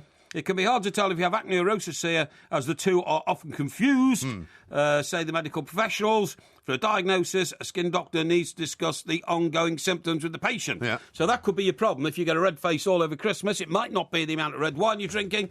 It might be rosacea. Well, I've known people that if they get very hot, for example, they get very rosy cheeks, or they can get a rosy, as you say, forehead. But I don't know. But I mean, are you talking about people that have this all the time? I'm saying this. The condition usually I saw a guy walking down the street today. I was on my way to work, who had a very, very florid face. Really? Right. Florid forehead, in fact. Exactly. The condition usually first appears in your 20s and 30s, right?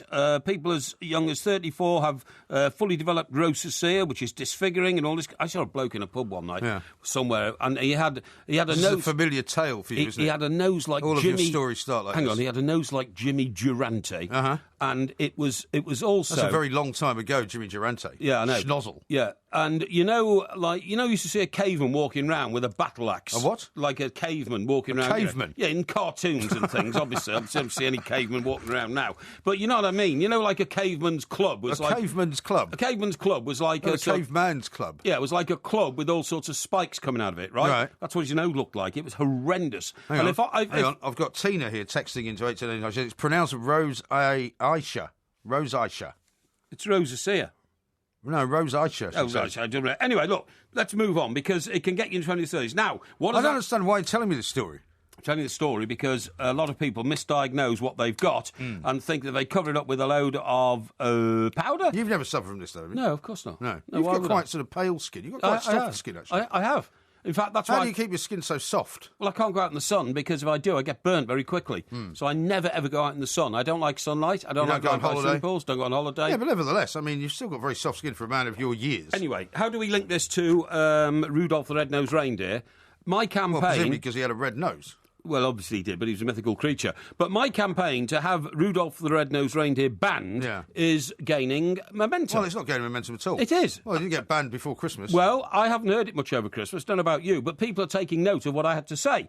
It is, in fact, a terrible song about the bullying of a poor creature. Yeah, you've said this before. I think it's nonsense. No, nonsense. Mate, it's not. I've heard people say that to me. I've had people say that to me over Christmas.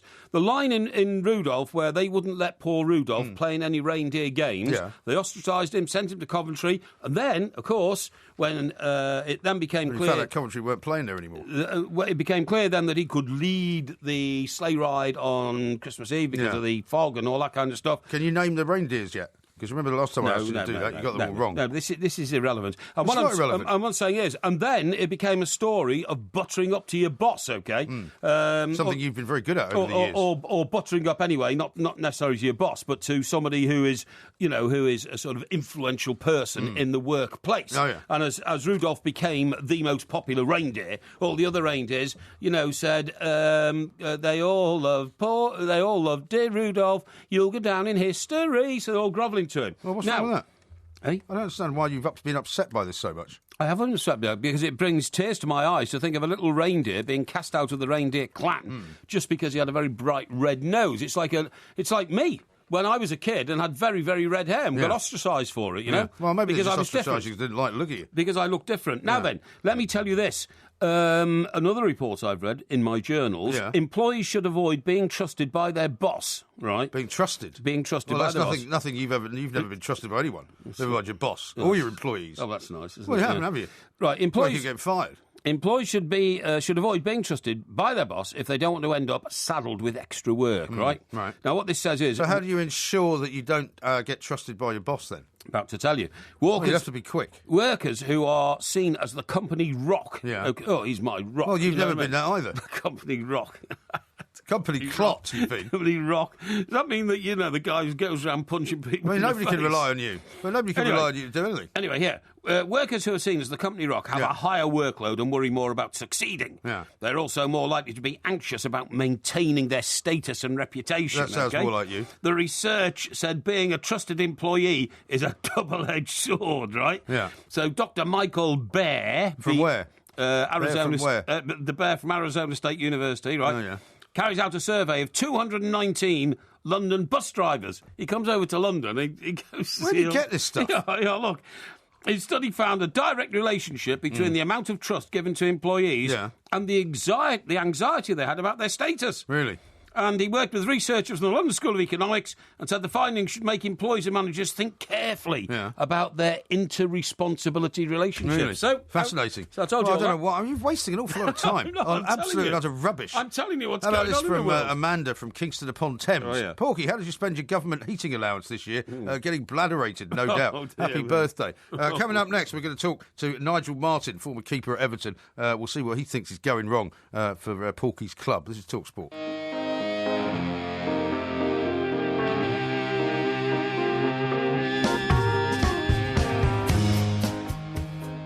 This is TalkSport. We are the Two Mics. It is Ask Porky coming up a little bit later on in the show. So if you've got any questions for him, they could be questions of a personal nature, they could be questions of a business nature, or they could just simply be things you need the answer to that you've never known the answer to. All you've got to do is tweet the question at the Two Mics, or you can go to our Facebook page as well, the Two Mics, and we'll read them out live on the air. A couple of texts to read out to you just before we go to Nigel Martin, former keeper at Everton. This is one from Marianne in Edinburgh. You'll like this. I wish there were more Mike Parrys. He's intelligent, nice, kind and thoughtful, something sadly lacking in society today. What a gentleman. Well, that's marvellous. She's obviously lost the plot, poor The message Marianne. is getting through. Marianne, I don't know if you made the mistake that you think that I'm Mike Parry. 'Cause, I mean, I've never heard you described like that by anyone. Well, I have. And But thank you, Marianne. This one here criticising you, of course, comes from Bob, and he says, old MG is supposed to have known your pal Mike Parry for a very long time, and you still don't know his birthday. Yeah, that's a good one. No, Thanks, I don't. Bob. Well, because you keep it a Yeah. secret. No, I don't keep it a Because secret. you never at all. actually admit to how old you are, do you? Utter rubbish. Have you ever admitted how old you are? Early middle age is fine. That's all the audience need to know. Yeah, That's right. all they So want to he know. wants to keep it a secret, I'm just not like your keeping it- waist size, like your collar size. I'm not keeping anything for your anybody. inside leg measurement. Let's talk to Nigel Martin, get some sense onto the show. Nigel, a very good afternoon. Thanks for joining us. No problem. Good afternoon, guys. Now, No, interestingly enough, I've got a couple of texts here from Everton fans who wanted us to ask you a question. And basically, this one comes from Baz, the Blue Nose in Chester. He says he wants to ask you this. Do you think Roberto Martinez has turned Everton into a glorified version of Wigan, i.e. 3-2 up, 9 minutes to go, and he replaces cleverly midfielder with Naismith a forward when we've got Gibson and Besic on the bench, two holding midfielders? I mean, it's a question people are beginning to ask, isn't it? Yeah, I guess they are, but on the flip side, for the most part, especially attacking wise, you are watching some really nice football, and that's pleasing to watch. Defensively, I suppose you could look at some of the goals that have been going in and think, yeah, we could do better there. So perhaps a bit more work there needs to be done. But perhaps he could have put a more defensive sort of midfielder on, but perhaps he thought that Naismith needed a run, needed a few minutes because he's been out recently. No, I'm in a position as a lifelong Everton fan where I find myself totally flummoxed because when Davy Moyes did his 11 years with us, and he did. It's not that hard to flummox you, really. No, hang on, and he did brilliantly well for 11 years with resources that were more limited than they are now because the financial situation's got better because of the TV deals over the years. We've got more access to money than we had in Davy's days. So Davy, including a fourth place finish, was always punching above his weight with the squad he had. I now feel we've got a better overall squad than Davy Moyes had, but I think Roberto Martinez is somehow punching under our weight. I think, pound for pound, Lukaku, John Stones, Ross Barkley, we've got the makings of a better team even than the ones we had under Davy Moyes, but we're not simply performing as we should. Yeah, no, you're right. It is an excellent squad they've got at the moment. Yes, we did punch above our weight in the short sort of time I was there, 3 seasons or so I was there. We probably did. And that was down to pure organisation and hard work because we were probably less talented than some of the other teams. But we have got more money, and that's a good thing. But so is everybody else. Exactly. So the money's all gone up. But everybody's after the same players, so it is difficult. But there is a really talented squad there. I think the points that we've dropped. Drawing games, drawing down at Bournemouth, drawing with Norwich, those are the points that cost you, and Exactly. it's putting the game to bed. Really, that's probably where Everton's failure has been. Probably this season, they play some lovely stuff. They just need to put the game to bed and shut up shop, and then probably play in a slightly different way, once they're in the ascendant. Yeah, I totally agree with that, Nigel. Nigel, tell me this, will you? Because, Sir Alex Ferguson was famous for his hairdryer. We know that Jose Mourinho can be brutally ruthless at half-time by just telling players they're not going back out for the second half. I never get the impression that Roberto Martinez shakes a dressing room up at half-time when the boys really need shaking up. Can a manager be too nice in his attitude towards his squad? Oh, I think he comes across as a very, very nice guy, but I'm sure, given, once you're in the confines and of a dressing room at half time, every manager is capable of saying what needs to be said, and sometimes for a more quietly spoken manager, when he loses it, has more effect. So I'm sure.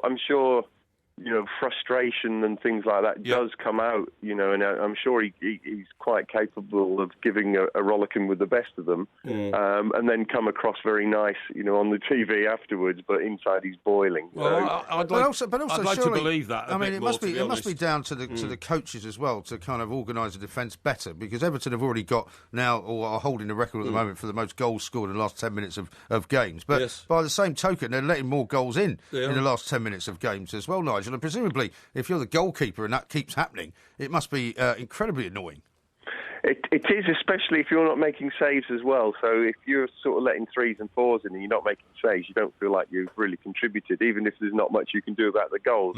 You go through spells of when everything clicks and, you reel off clean sheets, and then you go through other times when you just a little bit vulnerable. If you look at the goals from yesterday, Stoke's first goal, they worked it very well.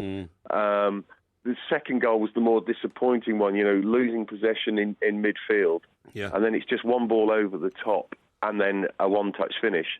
Now, that shouldn't happen. So, obviously, that's something, perhaps that, they can work on. When... turnover ball. That's the most dangerous time in football. When you've just lost the ball is the dangerous time, and that's when you can put sessions on where you can get your back four, or you can push a defender, a fullback on, say, and go as a back three against two, and then work like that, because that second goal was a bit...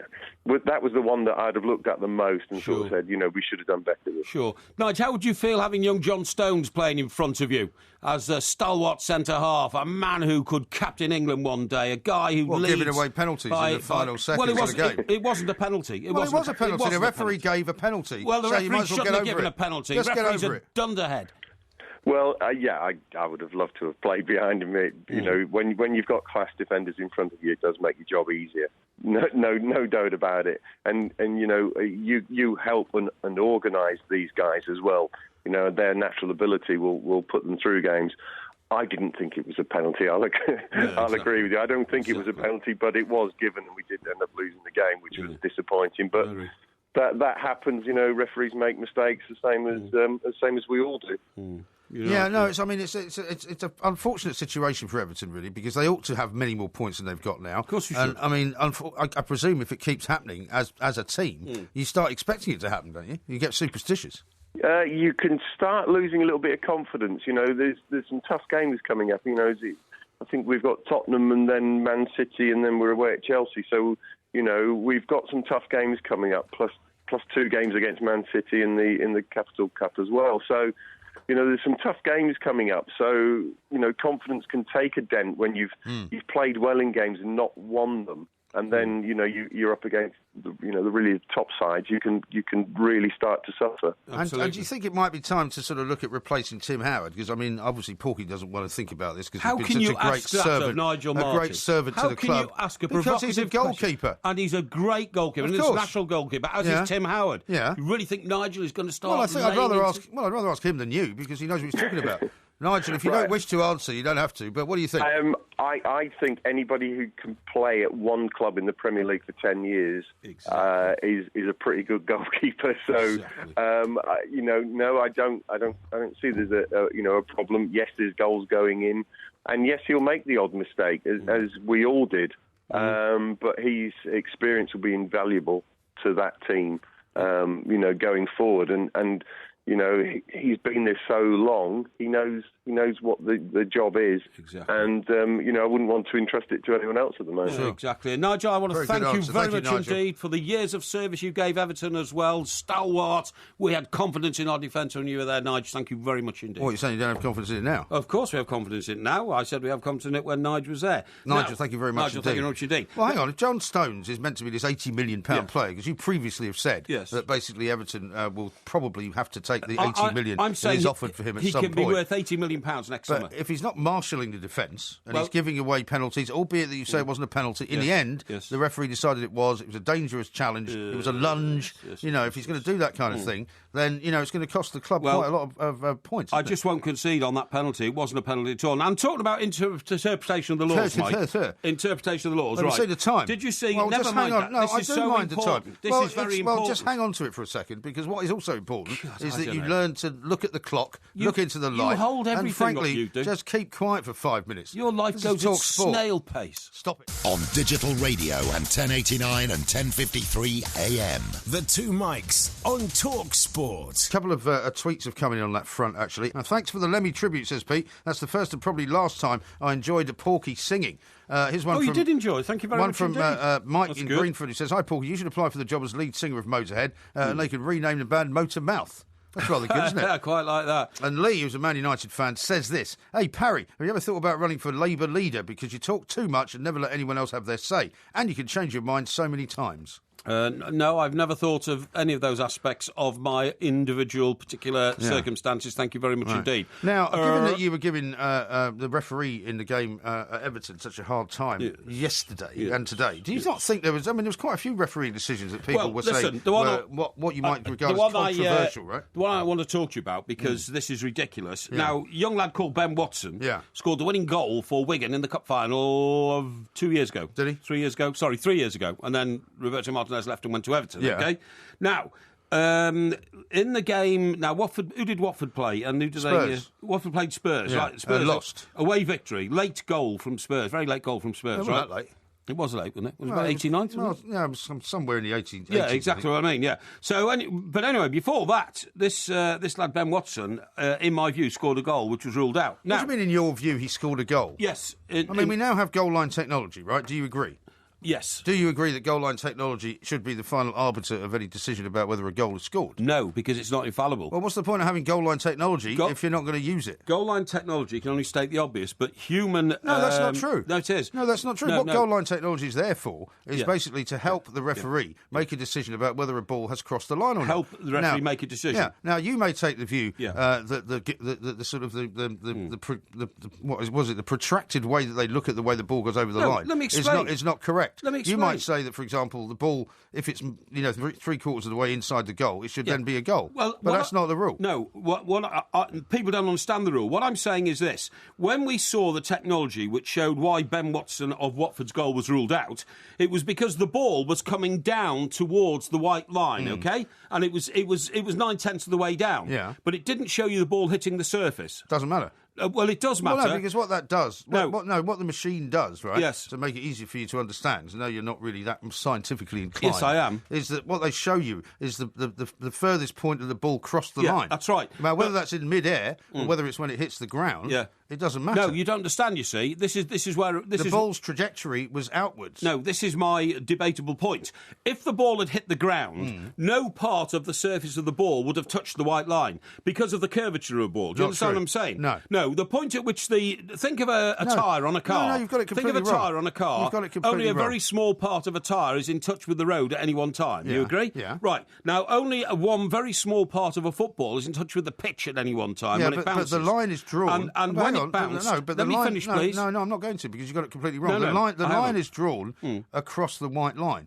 So it doesn't matter which part of the ball is touching the white line. It does.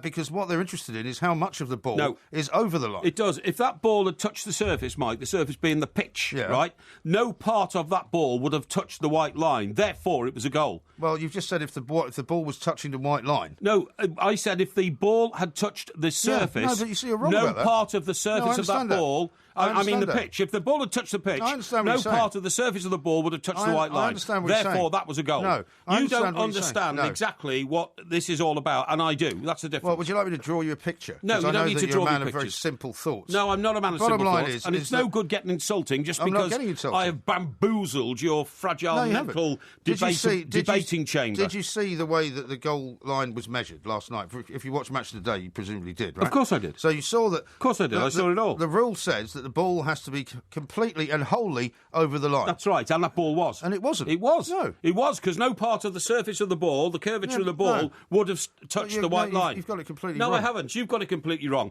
And in fact, a lot of people who think they know what they're talking about don't know what they're talking about, and I've got it right. So most people, it's very straightforward. What was interesting was that Ben said, when he was interviewed later, had it not been for goal line technology, that would have been a goal. Of course it would. Which sounds like a kind of a stupid thing to say. And also... But I know what he means. And also... But surely the point is, if you're going to have the situation where you've got goal line technology, you have to abide by it. But also, shouldn't we also accept that if 9/10 of the ball is over the line, which it was, then that is a goal? Because that's 9/10 more in the goal. 9/10 more in the goal than out of the goal. Yeah, well, now you've got a much better point, because that is the point you should be making. You shouldn't be arguing... This is the point I'm making. Well, no, it's not. You're making 2 points. The first point that you've made is erroneous and should not stand, because you have to measure the ball as per the way the rules say you have to measure the ball. And under those rules, it wasn't a goal. Yes. If you make the argument that if 9/10 of the ball is over the line, then it's a goal, then I would agree with you. But that's not the way. That's not the way it's done at the moment. Exactly. How about this from Sam, who's texted into 81089 on John Stone's scenario? He says it was a penalty. Getting a tiny touch on the ball whilst wiping out a player at the same time is not winning the ball. And he neither gained possession or cleared the ball. Didn't wipe a player out, honestly. Nowhere near wiping a player out. He knocked him over. The effect of the challenge no. was He's got that a the very guy long fell leg, over. John Stones, and he got rid of the ball first. The ball went out for a corner, and then the player tumbled over his leg. But that's called physical contact, and I'm fed up to the back teeth. Do you not think he was unwise to make that lunge, though? No, I'm fed up to the back teeth. When the score was tied... Of my campaign to restore physical contact to football, which is widely ignored by everybody, and it's the feeble-minded who like to go with the idea that, you can't have physical contact. The day we got rid of the tackle from behind was the day that football went to hell in a handcart. No, that's such a hackneyed old phrase. No, it's not. It's not even yours. You've stolen it from Richard Littlejohn. I've stolen like you steal everything else from all I've sorts of people. stolen nothing from nobody. Yes, How you have. dare you say that? Now, how about this? Here's one from Lee. Says that ref was top drawer at the Everton game. And Georgie in Wallasey says this. I've said it for the last 12 months plus. Martinez is totally overrated, has hit his ceiling level, and he gets nosebleeds when he gets near the top 6 level. He is a lower grade Premier League type of manager and a Steve Nicol type of assessment of Everton next time instead of fence sitting, please, guys. Steve Nicol? Yeah. Well, Steve Nichol's a ex-Liverpool player that we have on our show very regularly. Very decent chap. I don't know what he means by that. Yeah. Now, listen, tomorrow is the big feature on the show tomorrow will be Porky Vision, will it not? Vision. Right. Well, I wouldn't describe it as a big feature. I think it's a big feature. Well, you're going to actually watch some TV this week. The audience thinks it's a big feature. Well, so who else needs to think it's a big feature? let them be the judge. Now, let me ask you this. Go on. I have been watching that fantastic Agatha Christie thing, and then there were none. Oh, yeah. It's brilliant. Is it? Absolutely brilliant. It's a 3-part series. 3-part series. Is the final part tonight? Well, it depends which way you watch it. I've seen the first 2 parts. Have you? And I'll be watching the 3rd part tonight, and then bringing my verdict. Well, then, so you're watching the final part, then? Yeah, but I think so when I asked you, is the final part on tonight? Yeah. You could have just said yes. No, because the final part was live last night, so other people might have seen it. So I don't want to give it away. What, so it's finished, you mean? Yeah. And you're watching it tonight? Yes. I see. But it finished last night. Oh, will be explained. No, hang on. We haven't got time for this. Yeah, but you have, because listen, I was going to tell you. You know the guy who's in it, his name's Aidan Turner. He was Poldark, right? Yeah. And I always find it difficult when you guys starred in one magnificent role, because I thought Poldark was magnificent, to then go and star in another. Like, for instance, Sean Connery as James Bond was okay, but in everything else he ever did, he was useless. Not true. I mean, in my opinion. I mean, he's obviously an esteemed actor, but I just thought that he... What's your problem? What's your problem? What's your problem? Just hold that thought for a minute. I just didn't think he was much good in anything else. He was great in The Untouchables. He was hopeless as King Arthur and the Round Table when his wife was getting Rogerised by Sir Lancelot. Well, we'll talk more about that coming up next on Talk Sport. There's a rumour going round about the new love that we found. Every time I hear your name, I can feel the burning flame. The heat is rising. This is Talk Sport, we are the two mics. Ask Porky coming up a little bit later on in this hour. Now, I wouldn't blame you if you couldn't recognise the authors of this particular song, or indeed those performing it. Yeah. Have you heard this song before? I've not heard this song before. It's not an unpleasant song. I think it's quite gentle on the ears and all that kind of stuff. But I was amazed to find out the composition of the band behind it. Yeah, they're called MP4. Yeah, which I'd never heard of until this moment, I have to say. Absolutely. They're a group of 4 MPs, believe it or not, who formed a band. And not only have they formed a band and they make regular music and do regular shows, they think that they can win the Eurovision Song Contest. Well, I think they can enter the Eurovision Song Contest. Well, there's no point entering unless you can win it. Well, I mean, I think it's a great idea because we all know that over the last few years, it's 19 years now since Britain won the Eurovision Song Contest. Yeah. The problem Katrina has and been the Waves. Katrina and the Waves. The problem has been political alliances between various blocks of countries in Europe, which have forced us out. Maybe these guys, who are professional politicians, could do something about it. Oh, well, maybe. I think it's more down to the fact that most of Britain's entries have been absolute tosh. What? Well, let's talk to Kevin Brennan, Indeed. MP for Cardiff West, who's one of the members of MP4. Kevin, a very good afternoon to you. Good afternoon. Thanks very much indeed for joining us. I guess you're in another recess at the moment, are you? Well, I'm actually talking to you from my constituency office, but yes, we're in recess. We're not in the Commons. Top man. Now, is this the first band of MPs that's ever existed? Because I must say I've never heard of one before this. We think we're the world's only parliamentary rock group. We certainly think we're the best parliamentary rock group in the world, but that might be because we're the world's only parliamentary rock group. But we've been around for a while, actually, and we've made some records. We've made an album. We haven't troubled the charts as yet, but we think Eurovision might be the big opportunity for us. OK. Now, is this a serious attempt, Kevin, to compete in and win the Eurovision Song Contest, or is it a sort of, a bit of backdoor diplomacy because we're going to go through turbulent times this year, next year, I should say, with the vote to stay in or out of Europe? I mean, is there a bit of a sinister side plot to all this? Well, no, I better not get into that, I think, because we're actually a cross-party band. We've got a Conservative drummer, we've got 2 Labour singers, and we've got a Scottish nationalist even on keyboard. So we don't really discuss politics as such within the band. We stick to music because otherwise the 2 Labour members would probably be constantly arguing all the time. Well, it's funny you say that, but I mean, I've never heard the 2 words Conservative and drummer put together ever before, I don't think. But does that mean you're all pro-Europeans then? Do you know what? I would think it's probably the case that 3 of us are, but I'm not sure about Greg Knight, the drummer. He might be a bit more Eurosceptic than the others. So, but seriously, within the band, we don't tend to discuss that. But we do think that the Eurovision Song Contest seems to be more of a political contest a lot of the time than a musical contest. And there's lots of musicians dabbling in politics. You've got Bono and, Bob Geldof and the rest of them. So why shouldn't a few politicians get involved in music and, in fact, use some of our skills to try and make sure we have an entry that has a chance of getting some votes from some of these countries across Europe that seem to be reluctant to vote for Britain? I think it's a great idea, that. I really do, Kevin, because there's one thing that bores me stiff. It's hearing some musician who's worth about 650 million quid going around the world banging the drum for world poverty or something else, what's wrong with get stuck in it. Sorry? What's wrong with doing that? Because I tend not to listen when they're that wealthy and they can stick around their own pockets. Anyway, listen, Kev, what I was going to say is, hope you don't mind me calling you Kev, you're getting familiar there. Not only have you got esteemed politicians in the group, you just talked about your drummer, Greg Knight, but he's not just Greg Knight, is he? He is Sir Greg Knight. That's right, Mike. He's the Right Honourable Sir Greg Knight. Well, there you go. Why does that make any... I think he's got the full set. Why does that... You see, the thing is, my broadcasting colleague here, Kevin, is a bit of a snob. And he thinks that anybody with a knighthood, therefore, must be somehow a better person. So what, do you think he shouldn't be the drummer? He should be the lead singer or something? Well, I just think it's rather amazing to have a knight of the realm, a man who has kneeled in front of the Queen and had the sword placed upon his shoulder to actually now... Bob Geldof's got a knighthood as well. Yeah, but he's a professional musician. Is any of this down to the fact, Kevin, you've been a Labour shadow trade minister, were you inspired at all by Tony Blair and his attempt to become a rock star at Oxford University when he was in a group called, I forgot what they're called, Ugly Rumours. Ugly Rumours, that's right, yeah. They were called the Ugly Rumours. Not really. He did promise at one point when he was Prime Minister to play with us in the band, but I'm afraid that was one of his broken promises. He never actually turned up when the opportunity arose. But, I think there's a positive message in this. We get a very good reaction as a band. We do stuff in charity. And the fact that we're political foes, but we get together, for the cause of music.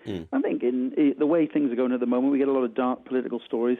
Probably, this is something that a lot of people react quite positively to, and we don't take ourselves too seriously, but we all can play. And Pete Wishart, the keyboard player, had a professional career. Well, I was going to say, years. I mean, you described him as one of your members being an SNP MP. I mean, he's a bit more than that in the musical world, isn't he? I mean, he was in a proper band called Runrig. He was, and before that, he was in Big Country. He was in Runrig, Big Country, and he's played in front of 100,000 people at festivals and that sort of thing. So, he's had a proper career in music, and all of us, in some way or other, have musical background, some more. That's great. Some more successful. So what's the others. process, Kevin? Do you have to enter a sort of an initial sort of ballot, don't you, in order to get yourselves into the final four or something? They've opened it up a bit this year, so that anyone can send in a song this year, as I understand it. But also there's the BASCA, which is the sort of songwriters organisation, and songs can be submitted through that. So. I mean, we're prepared to submit some of our own songs. We've got original material, but also to, be the vehicle, if necessary, for singing someone else's song. And I think, we've tried everything else. We've tried, Engelbert Humperdinck. We've tried, some youngsters. We've tried, it seemed like a novelty song last year. Why not try this? Absolutely. We even tried Lord Lloyd Webber writing a song for us, didn't we? And that didn't get anywhere. Now, Kev, I want to make an offer to you, because I have a reputation as being a bit of a singer myself. You may have heard some of the material that I've put out over the years. He's just done a tribute to Lemmy at Just done a tribute to Lemmy, and I got to number 256 in the charts with Painted Black, which was a spoof version, obviously. Now, what I was going to say to you is this. Although I don't read or write music, but then again, neither does Sir Paul McCartney, I am well known for writing fantastic song lyrics. I'd like to send you a page of lyrics of mine, which you may be able to give to one or two musicians of your acquaintance to put some music to. How about that? Well, I'll give it a go myself if you send it through. And brilliant. Why not just send them all through and we'll give it a go. That's a promise. Well, you're Kevin, getting them, promise. Kev. You're getting them. It's a politician's promise, I warn you. But yes, that's we'll true, definitely do it. Excellent. It could be an about turn coming up. Kevin, good luck with it. We'll keep in touch when you get a bit nearer to the situation. We've got lots more coming up here on TalkSport. Right now, though, Lisa O'Sullivan's joined us with a bit of breaking news. Lisa. Yes, and some sad news. Former Newcastle goalkeeper Pavel Srnicek has died. He was in an induced coma since suffering a cardiac arrest 8 days ago, and a decision was made by his family to switch off his life support machine. He was 47 years old, and he had recently been in Newcastle for the launch of his book, Pavel is a Geordie, and the fans actually recorded on Boxing Day in the match against Everton at half-time. They were singing Pavel is a Geordie, so they recorded that and did play it back to him while he was in that induced coma. But the sad news, former Newcastle goalkeeper Pavel Srnicek has died at the age of 47. That's very sad. Thank you very much indeed. That is very sad, isn't it? So young. We've also got another bit of news breaking as well. It turns out that Leeds United have now reluctantly, according to their website, allowed Sky cameras into Elland Road to broadcast tonight's fixture against Derby County. Apparently, I mean, we've had quite a few tweets on this from people who say that actually they've got some sympathy with Leeds United's case earlier, and with Massimo Cellini as well, about why he thinks that their crowds are being hurt by the fact that Sky keeps wanting to put their games on live TV. Well, that is a very strong argument in some areas, and that is why we don't have 3 o'clock on a Saturday afternoon live televised games in this country. Because unlike America, which is a gigantic country compared to ours, it would affect crowds. Nobody's going to go and watch Rochdale on a Saturday afternoon at 3 o'clock if they can walk into the pub next to the ground and see Manchester United playing Liverpool live. It's not helpful, is it? No. What Leeds statement says, the Football League regulations are supposed to be there to protect the integrity of the sporting competition, not to be used as a stick to beat the club on behalf of Sky, because basically the Football League had promised to give them taking the game into disrepute. They say Leeds United season ticket holders have had enough of these fixture changes. The players and staff have had enough, and Leeds United Football Club has had enough. It is to be noted that the league threatened a disrepute charge against the club. It is the league who are bringing their own competition into disrepute by unfairly prejudicing Leeds and certain other clubs by allowing Sky to unfairly disrupt Leeds United for their own commercial purposes. I've got some sympathy, but then again, as a huge supporter of televised football, because I'm largely an armchair supporter these days, because we have other commitments and all that, I have to say we couldn't do without televised football. But I do see the point here. I do see the issue. You can. Well, they're saying it's just too many times. They say 4 home games a season should be enough, and they've already been on 5 times, I think. Not quite sure precisely what's made Leeds United capitulate here, but we will bring you that. Well, I would imagine pressure from the Football League, wouldn't you? Well, no, I know, but I mean, presumably they are still making their point, and they're still saying, look, we don't want any more of our games televised. They've raised a debate. They have. But what I'm saying is the whole point. By the statement, it clearly is that they haven't completely rolled over. They're still still unhappy with the situation. Yes, so yes. we shall see. We'll bring you more on Indeed. that as it happens. Coming up, we've got Ask Porky. If you need a problem solved, he's your man to do it. This is TalkSport. Coming up very shortly, if you've got any problems that need solving, any quandaries that need sorting out, then he's your man to do it. You can tweet us at the Two Mics.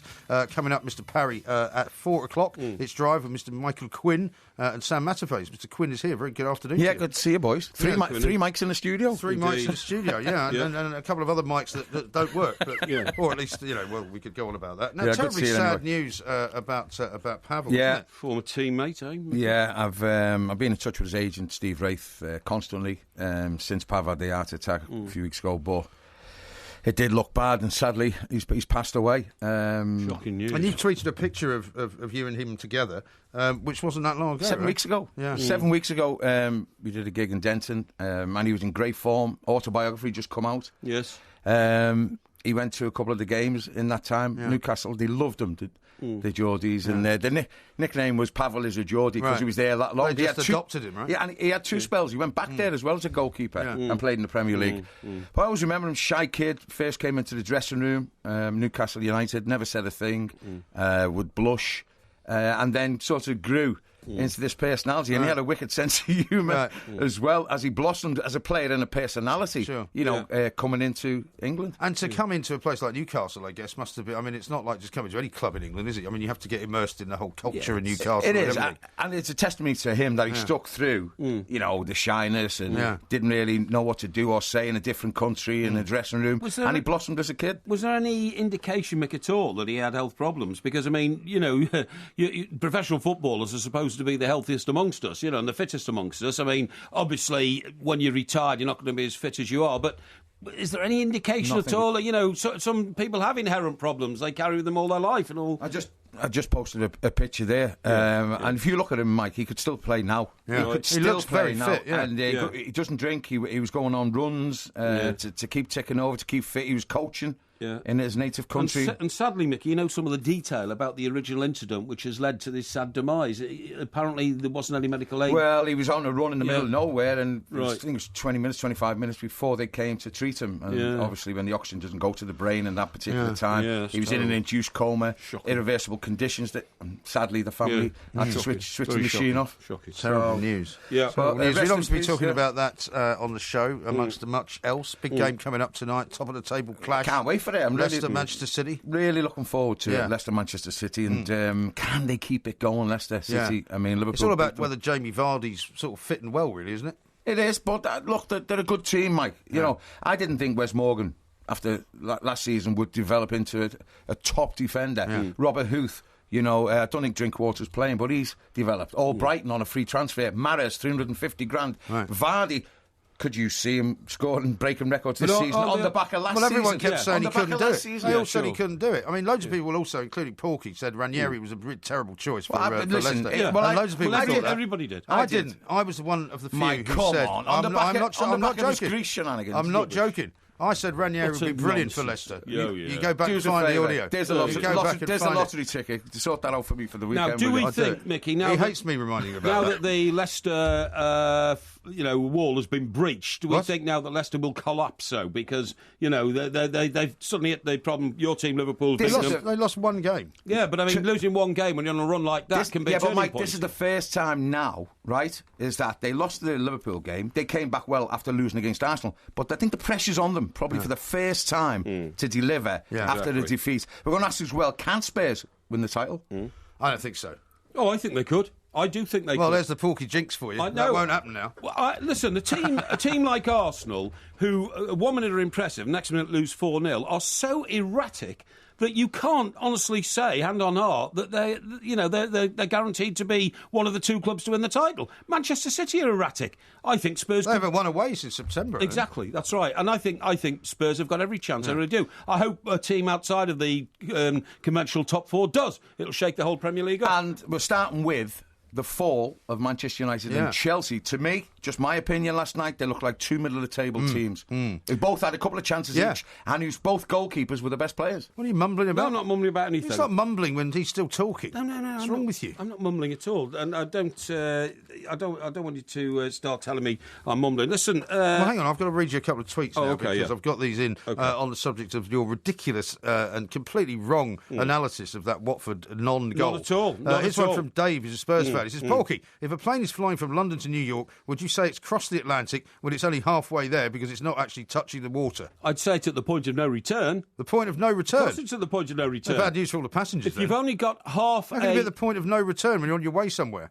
The point of no return is when you've only got half a tank of fuel. Yeah. And if you turn round because you are 51% across the Atlantic Ocean, you will not get back What to a base. ridiculous thing because to you've say. only got 49% of fuel left. Have you ever seen the flight path the plane takes when it flies to New York? Of course. It doesn't fly It goes up across over the sea. Arctic Circle Yeah, and exactly. all that. Yeah. So it's within touching distance of But you know land. exactly what I'm talking about. You No. don't understand aeronautics anyway. Yeah, I do. You idiot. The Yeah, only I thing do. you understand about aeronautics is that if you occasionally get yourself upgraded into club class, which they don't seem to be as keen to do to you as they do to me, by the way. That would be because you always travel on your own, and I happen to have a family. No. But, you know, there are other benefits to having a family. No, I'm no. not a sad loner. I don't spend every night looking into the television screen wondering if you should, call up one of your old girlfriends and try to have a conversation. Is that right? Well, that's just How the way often do I you am. hold the door open for somebody? What? Supposing you were going through an airport or What? anywhere else. I always hold the door open for people. Yeah, do you? Always. Does that make you happy? Well, it's just polite, isn't it?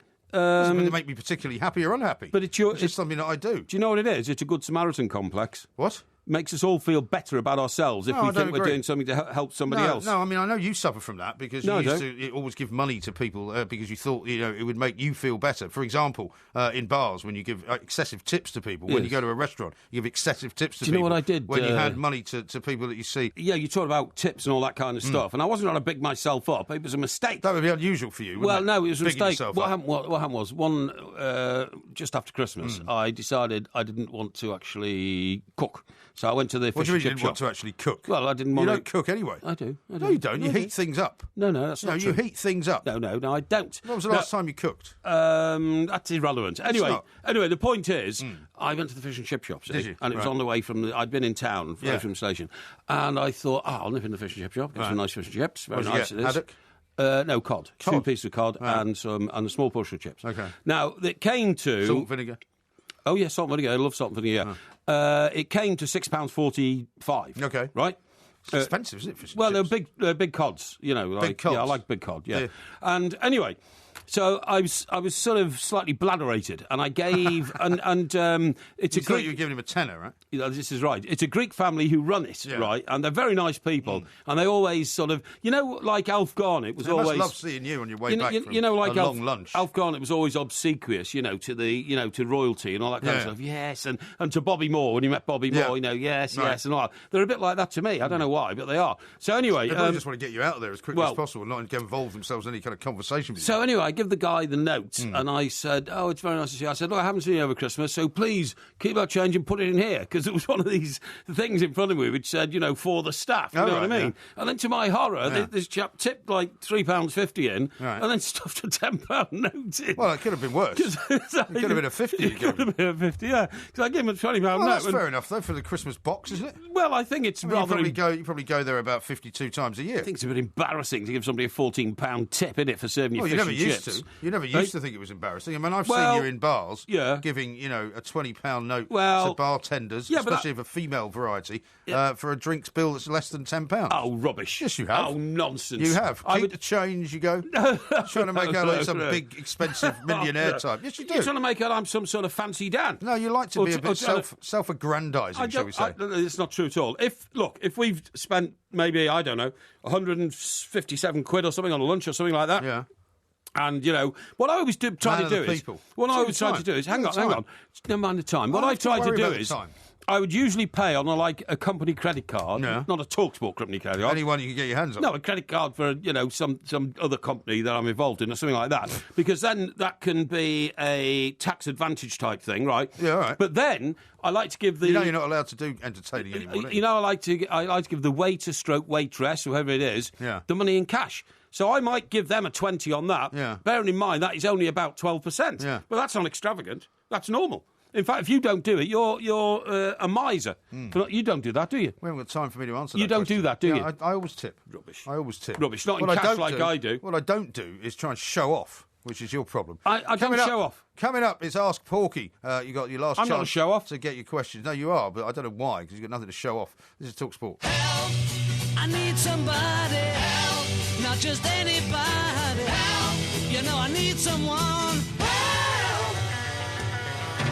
When I was younger, so much. This is TalkSport. We are the Two Mics. There will be a podcast coming out a little bit later on, of course. That Yeah. music can only signify one thing. It is our weekly help section for everybody out there who needs help with any number of different questions, problems, quandaries, scenarios. And it's called Ask Porky. It is called Ask Porky because that's why you get asked these questions. You Yeah. are here to help, and we'll try and keep your answers as short as possible so we can get through as Indeed. many Indeed. of these questions as we can. must. Some of them are related to the festive period, some of them are sporty, some of them are personal. Okay. And let's start off with a Christmas question, actually, Yes. from Steve, Okay. who sent us in on Twitter at the Two Mics. How long do you wait after Christmas to take your decorations and your tree down? Well, I don't put any up. No, sorry, but I just think a complete waste of time. You know, you spend all your time hanging up these decorations, put up a tree and all that kind of stuff. All that kind of stuff. I have to admit that I usually spend Christmas in another house, i.e. What, one of your other houses or somebody else's house? Usually my sister's house. Usually one of my sister's Snob houses. Central. I've got two sisters, Yeah. and we've got quite a lot of houses actually in our family. So You've got more houses than you need. Well, maybe, but a part of that is for business reasons and all that kind of stuff. So what I'm saying is, I feel no need not to. Man of the people. And the other thing is that I have got a Christmas tree in both my homes. I live in two different places. Right. But it's in a Some box. trick, isn't it? It's in a box. It's got the lights on. So I just pull it out and I pull the branches down. Yeah. And I plug it in, and that's what I've got. So when you take it down is the question. Well, I ask you how many trees or houses or sisters you have. when it seems appropriate, to be honest, and that'll probably be tomorrow. Well- no, this weekend, maybe this weekend. Right, okay. But I mean, it only takes 5 What minutes about to the put it Epiphany? up. And takes. I mean, I might throw it out this year. It's looking a bit rough now, actually. How I might many chuck years you out. had it? About 5. Okay. Yeah. Well, question number 2. This is from Man City Army on Twitter. With it being Porky's birthday, how would he sum up his life in a sentence? And what advice would he give me when I get to his age? Sum up my life in a sentence. Yeah. I would say. I don't think you can sum up anything in a sentence. I would say that the reason I've won is because I've worked hard enough. My favourite motto in life is if you're not winning, it's because you're not trying hard enough. Okay, I would largely regard my life as a victory. There have been some turbulent moments along the way, but all in all, I would say I've been a very, very lucky man to have enjoyed the sort of life I have, and I am in a resplendent place at the moment. Is that one sentence? Yes. Right. Steve sends this in on the Facebook page, the Two Mics. I've been asked to go into a property development adventure with two other people I hardly know. Yeah. Should I stay away? A property development venture? Yeah. Stay right away from it, pal. When I was about in my mid-20s, I went on holiday to Tenerife with a young lady of my persuasion. Beautiful girl, by the way. A young lady of your persuasion? Yeah, very What, you were curvaceous. drunk? No, very curvaceous and looked fantastic in a bikini. And what happened was we were bladderated. Sexist. Bladderated on the beach one day when this chap came along with a clipboard. I almost invested in, what were they called in those days? Timeshare. And it hadn't even been built, but I felt like being a property magnet. You were just trying to show off to her, weren't you? Yeah, I was actually. Yeah. That's absolutely true. I was going to become a property magnet in Tenerife. Yeah. Nearly handed over the money, didn't. And a few months later, literally, because I read every paper every day, read about some crash in timeshare in that part of the world. Yeah, not a good idea. And everybody lost their money. Yeah. So, no, the answer's no. OK, here's one from Kenny, who says, what do I say to an irritating, ill-informed and ignorant backseat driver? Yeah. Well, what you do is you tell them to shut their face or you're going to sort them out. And the way to sort them out is... violence is your solution. No. The way to sort them out is simply to say this. Say, oh, look, on my dashboard, because you can pretend you've got a very sophisticated car, you can say, there seems to be something wrong with your seatbelt, Billy, or whatever his name is. Whatever his name is. Yeah, just undo it for a minute. When he undoes it, slam the brakes on so his head smashes against your headrest, I know that's a very, on your friendly seat. thing to do. I do, because backseat drivers irritate me enormously, and I can't stand the sight of them. Absolutely shocking. Paddy sends this one in on the Facebook page. Will the Lord Snooty, brackets Porky, be on the New Year's honours honours list, or will you become a lord-in-waiting? No, I will not be on the New Year's honours list. I saw a story this morning on the front of the Times, which is my sort of paper, because it's written for the top people, the Thunderer, and it says, honours list dominated by public school elite. I've got it here in front of me, OK? Well, you like all those people, Hang don't on, you? privately educated people dominate the top echelons of the honours system as much as in 60 years ago. In my view, people like that should run the country and they deserve the honours. Right. Of course, I went to a direct grant grammar school, which Of is course on you the did. public school register. Well, here's a good one from Dion, a bit philosophical, this one, Yes. on Twitter. Question for Porky, have you ever been wrong? Yes, many times I've been wrong. And in fact, sometimes when I thought I was wrong, I found out I was right afterwards, if you see what I mean. So I can be wrong and right at the same time. You've never admitted being wrong. Yes, though, I have have. Yes, I've got things wrong in the past. I admit I have made some tremendous errors.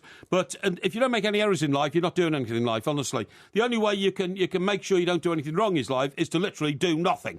And so if you want to, be average, if you want to be nondescript, then you will do nothing wrong. If you want to go for it, you'll make mistakes. How about this one from Kelly?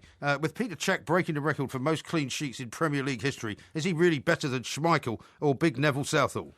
Not in my opinion. The best goalkeeper in the world in the 80s was Neville Southall. Best goalkeeper I think we've all seen since then is Schmeichel. Best goalkeeper of all time, probably Peter Shilton. So I would put Peter Cech below those three. So he would be fourth? He'd be fourth. OK. That's not a bad answer, actually. Paul says this, with your great investigative journalism skills, Porky, how come you were never editor of the Sunday Sport?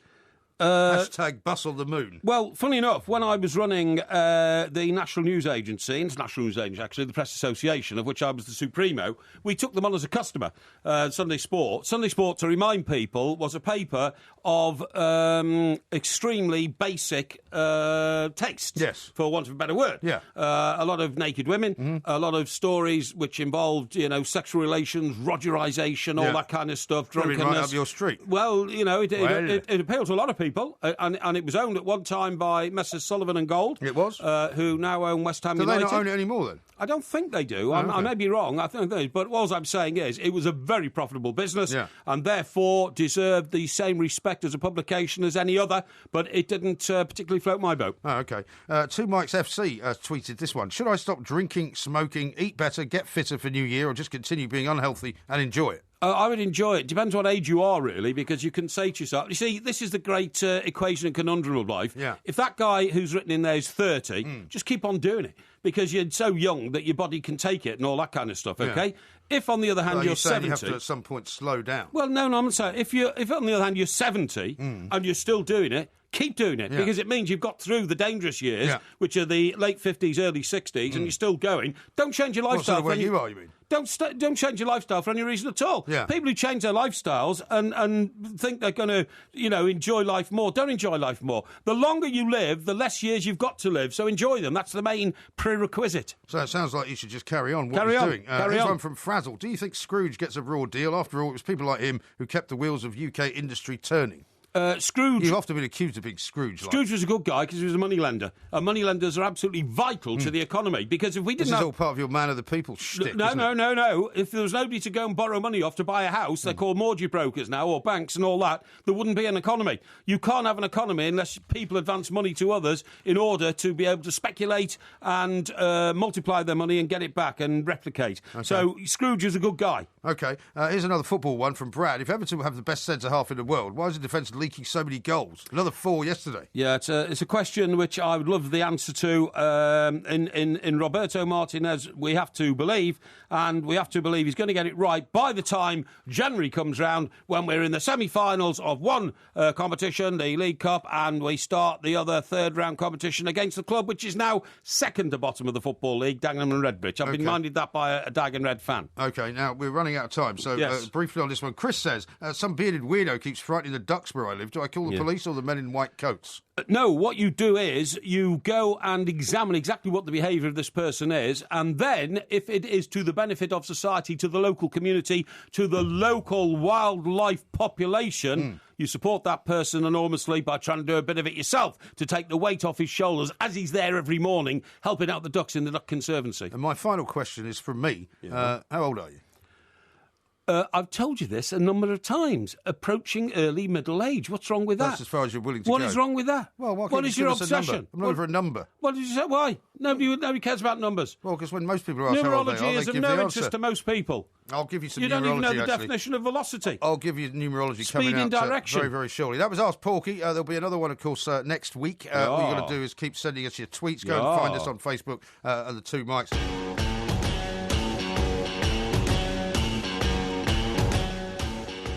This is TalkSport. We are the Two Mics. Drive time coming up, of course, with Mickey Quinn and Sam Matterface very, very shortly. Very exciting game tonight. Leicester hosting Manchester City. Indeed. Let me read you a couple of tweets. Ask Porky is over and done with. Yes. The show tomorrow is going to be Porky Vision. Yeah, absolutely. So I expect you to have done plenty of research. I've done plenty of research. Stephen says, listening to the Two Mics while watching the darts. What time tomorrow, boys? The Two Mics, that is. Well, I can't tell you what time the darts is on, but I can tell you that we're on all week now from 1 till 4, covering for Hawksby and Jacobs, who very kindly allowed us to occupy their seats for very good pals, a few days. H&J, Paul Pete and says Andy. this, that's one hell of a meal, £150 lunch for two at Wetherspoons. Hashtag bladderation. Yes, quite. And here's one from Roy, who basically says, regards his life as a victory for lonely, miserable people who request a table for one in Wetherspoons. Hashtag no mates. And he says, backseat drivers annoy him. When does he ever have anyone riding in his car, let alone someone in the back? That's true, actually. I haven't even been in your new car. No. I've not even been in it. How long have you had it now? 3 weeks. Why would you want to get in it? Well, I thought you might give me a ride in it. Why would I want to give you a ride? Well, because normally when you have... It's the sort of thing normal people do. What? You get a new car... What, to boast about the fact I've got a new car? Well, you're always boasting about it, but you never let anybody in it. Not at all. You never let anybody in it. Did you know they're building a new Colossus of roads, by the way? I saw that. What a ridiculous idea. It's going to be bigger than the Statue of Liberty. Well, that's what it's called a Colossus for. Yeah, I know. It's going to be 5 times bigger than the original Colossus of Rhodes, which only seemed to be a Colossus at the time because everybody was a lot shorter, That's obviously. right. Yeah, but you pointed something out to me when I read this to you, and you said, who's going to pay for it? Because Greek is... I was under the impression that Greece was not entirely overflowing with money. I totally agree. You know? Listen, have you seen how light it is outside? I have. Normally we don't see lightness outside when we're working the overnight show, obviously, because it's dark at night. It's because it's in the middle of the night. I'm only setting the scene for our millions of listeners. Well, because you go home at 4 o'clock, right? You're having done half a shift. I normally hit till 6. Yeah, well, that's and actually, right, as the time meanders on, Yes. I do sometimes see dawn coming up. Yeah, but of anyway. course, I don't see it coming up through that window because that's the west, isn't it? And what happens in the west? The sun sets in the west. It does. Rises in the east. It rises in the We east. haven't got an east-facing window in this studio, so you can't see anything. We have, actually. You idiot. We have got an where east-facing is window. it? It's right there. The one that goes into the control room. That is an east-facing window, you plank. but it goes into a control room. It doesn't go into the... Well, you just can't see outside. Exactly. It doesn't mean we haven't got a window facing east. Anyway, look, what I was about to say to you was... What were you about to say? I'm quite amazed and Are you astonished... watching the sunset? You liking it? No, how bright it is outside tonight. And in fact... Well, it's only 10 to 4. As it's my birthday... tonight? As it's my birthday... Yeah. How old are you again? And as the sky's rather nice and it's not the weather's not too inclement, I'm going to buy you a drink when we finish the show at 4 o'clock. It's a beautiful day, actually. It is but a I beautiful can't stay with you too long because, of course, my family, who treasure me, are... they do not treasure you. Are throwing a family party is for everyone me. Is your mum coming up for it and everything? Of course, yes, Really? yes. Everybody's So your gonna be family there. is actually quite traditional. Yeah, they are traditional. Of course they are. Considering that you're not. I mean, because What do you mean? I mean, you don't make a big thing about your birthday. You haven't had presents. You haven't had any cake. How do you know I haven't had presents? Well, I don't know, but you haven't told me you got any presents. I bought you a present. You threw it at me. My niece bought me a beautiful duck doorstop. Duck doorstop? Yeah, honestly, it's lovely. Is it life size? No, you idiot! It's not far from life size. It's What do you not mean, far you from life idiot? size. Why? It's like a little duck. If life size would be a little duck. No, actually, it'd be quite a big duck. What are you talking about? Kind of thing. Anyway, it is. What is it life size? I.e., is it the size of a duck? Yes, it is. Yes. So it's life size then. It is. Yes, absolutely. Life size doesn't mean the size of you. No. I know We've you been mean, through this before. No. Anyway, look. The point of the story is. What is the point of the story? It's in a beautiful sort of cloth. You know, the sort of stuff that you get on very expensive couches and that sort of stuff. Cloth. It's got 2 black feet. Well, it's a cloth duck. Yeah, cloth duck, yeah. But it's got stone in the middle. Stone? Yes, because it's a door stop, so it has to have enough weight in it to stop a door closing. So it's a stone duck covered in cloth? That's right, it certainly is. And it's beautiful. And I want to thank my niece Karen mallard? for it. No, it's just a duck, isn't it? You know, it's a nice-looking duck. Anyway, Well, a mallard's a type of duck. Listen, don't worry about that. Now, What is it, a male or female duck? I mean, they're different colours. Oh, don't be You're meant to be a duck expert. I don't know. What do you don't know? Now, you're going to tell me something about numerology as it's my birthday. What are you going to tell me? Because there's a new book out, actually, and it's about discovering your destiny in 2016, Do right? I And need I've to actually discover been to my quite- destiny? I think I know my destiny. I've been to quite a lot of trouble here, right? Because all what you very have to positive. do is in order to find your own year and number, okay, what you have to do is basically you write down, I want you to do this, right, as we speak, right, so that you can Right, work, because okay, I want yeah, you to add up the numbers. Go on. What you want to do is write down the 4 digits in your day and month of birth, okay? Right. And done then that. what I want you to then do is add them together. Right. All right. Well, add the 2 numbers together. Well, it's more than 2 numbers, isn't it? I mean, it's the I 4 see. numbers. Well, everybody knows. Add the numbers Everybody individually. knows it's my birthday today, so we're talking here 29, 12, Yeah, right? so add 2 plus 9 plus 1 plus 2. That's 14. Okay, and add that then to the year that you want to find out about, which is 2016. Is that the year I want to find out about? That's the year I want to find out about. It's next year. Okay. There's no point in finding out about 10 years from now. You might be dead. That's 2030. What? That's 2030. 2030? You said add 2016 to 14. No, I didn't. I said add it in the same way. So you add plus 2, plus 0, plus 1, plus 6. Hang on. 2016 is 679. Did you ever go to grammar school? That equals 9. I got 14 O levels, by the way. 14 O levels? 14, yeah. Right, so what's the answer anyway for all of those numbers being added together? 14 and 9 is 23. 23? Are you sure? Yeah. Because I think I added them up and it came out to a different number. No. Let's see. So you get 2 plus 9 plus 1 plus 2 plus 2 plus 0 plus 1 plus 6. Yeah. It's not 23? No. Are you sure? I'm certain.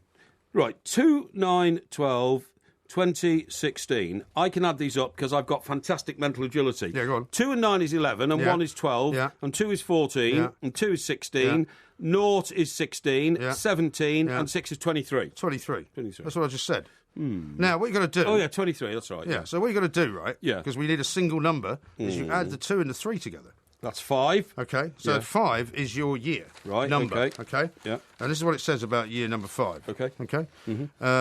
Adventure, progress, movement, change. Yeah. What are you doing now? Well, I've got an itch in my back, sorry. For heaven's sake. Right, sorry. Right, after last year's effort and hard work, you've now entered a dynamic and action-packed year full of both expected and unexpected change, which can manifest itself in many forms. For some, it could be a change in location, residence, relationship.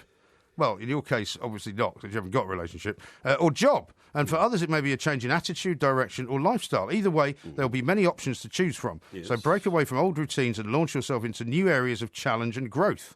This year can also trigger a desire to overindulge your senses with food, alcohol, overspending, or sex. Really? Well, obviously not the last one. Why not? Why obviously not the last one? Well, I don't think it'd be good for you. Why are you so rude? So don't go off the rails or throw caution to the wind. Discipline and moderation are the keys to your success. Okay, listen, you talk about that. What do you mean, okay, listen? Yeah, I've just thanks. given you invaluable advice. Thanks, that's great. I love Based on numerology. Thank you very much indeed. What's going to happen to you next year? Yeah, okay. And you just dismiss it like it was nothing. No, I didn't. I said thank you, but I want to build on that because that's so interesting. Okay? Well, we haven't got Seriously. any time to build anything. Do you know what I've just been invited to? What? A new restaurant in London, and guess what? Who by? Well, I won't be going. Do you know why? Why? It's London's first ever vegan, non-alcoholic restaurant. What maniac from a PR company would invite you to a vegan, non-alcoholic restaurant? I don't know. Isn't that you amazing? must have got an email by mistake. Yeah, maybe. Yeah, but When's it opening? Waste of time sending it to me, quite frankly.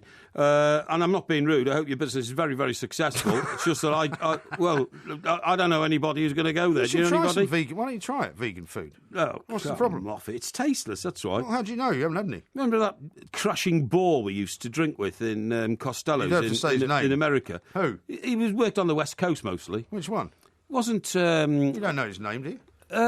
It wasn't. Who's the TV editor of the Sunday Mirror at the moment? Kevin O'Sullivan. Kevin O'Sullivan. It wasn't Kevin O'Sullivan, was Kevin it? O'Sullivan's not a crashing ball. No, far from it. No, but was he ever a vegan? No. You sure? No, certainly not. Must be something. I mean, oh no, I agree with you. Kevin's not a crashing ball. Was this guy a vegan?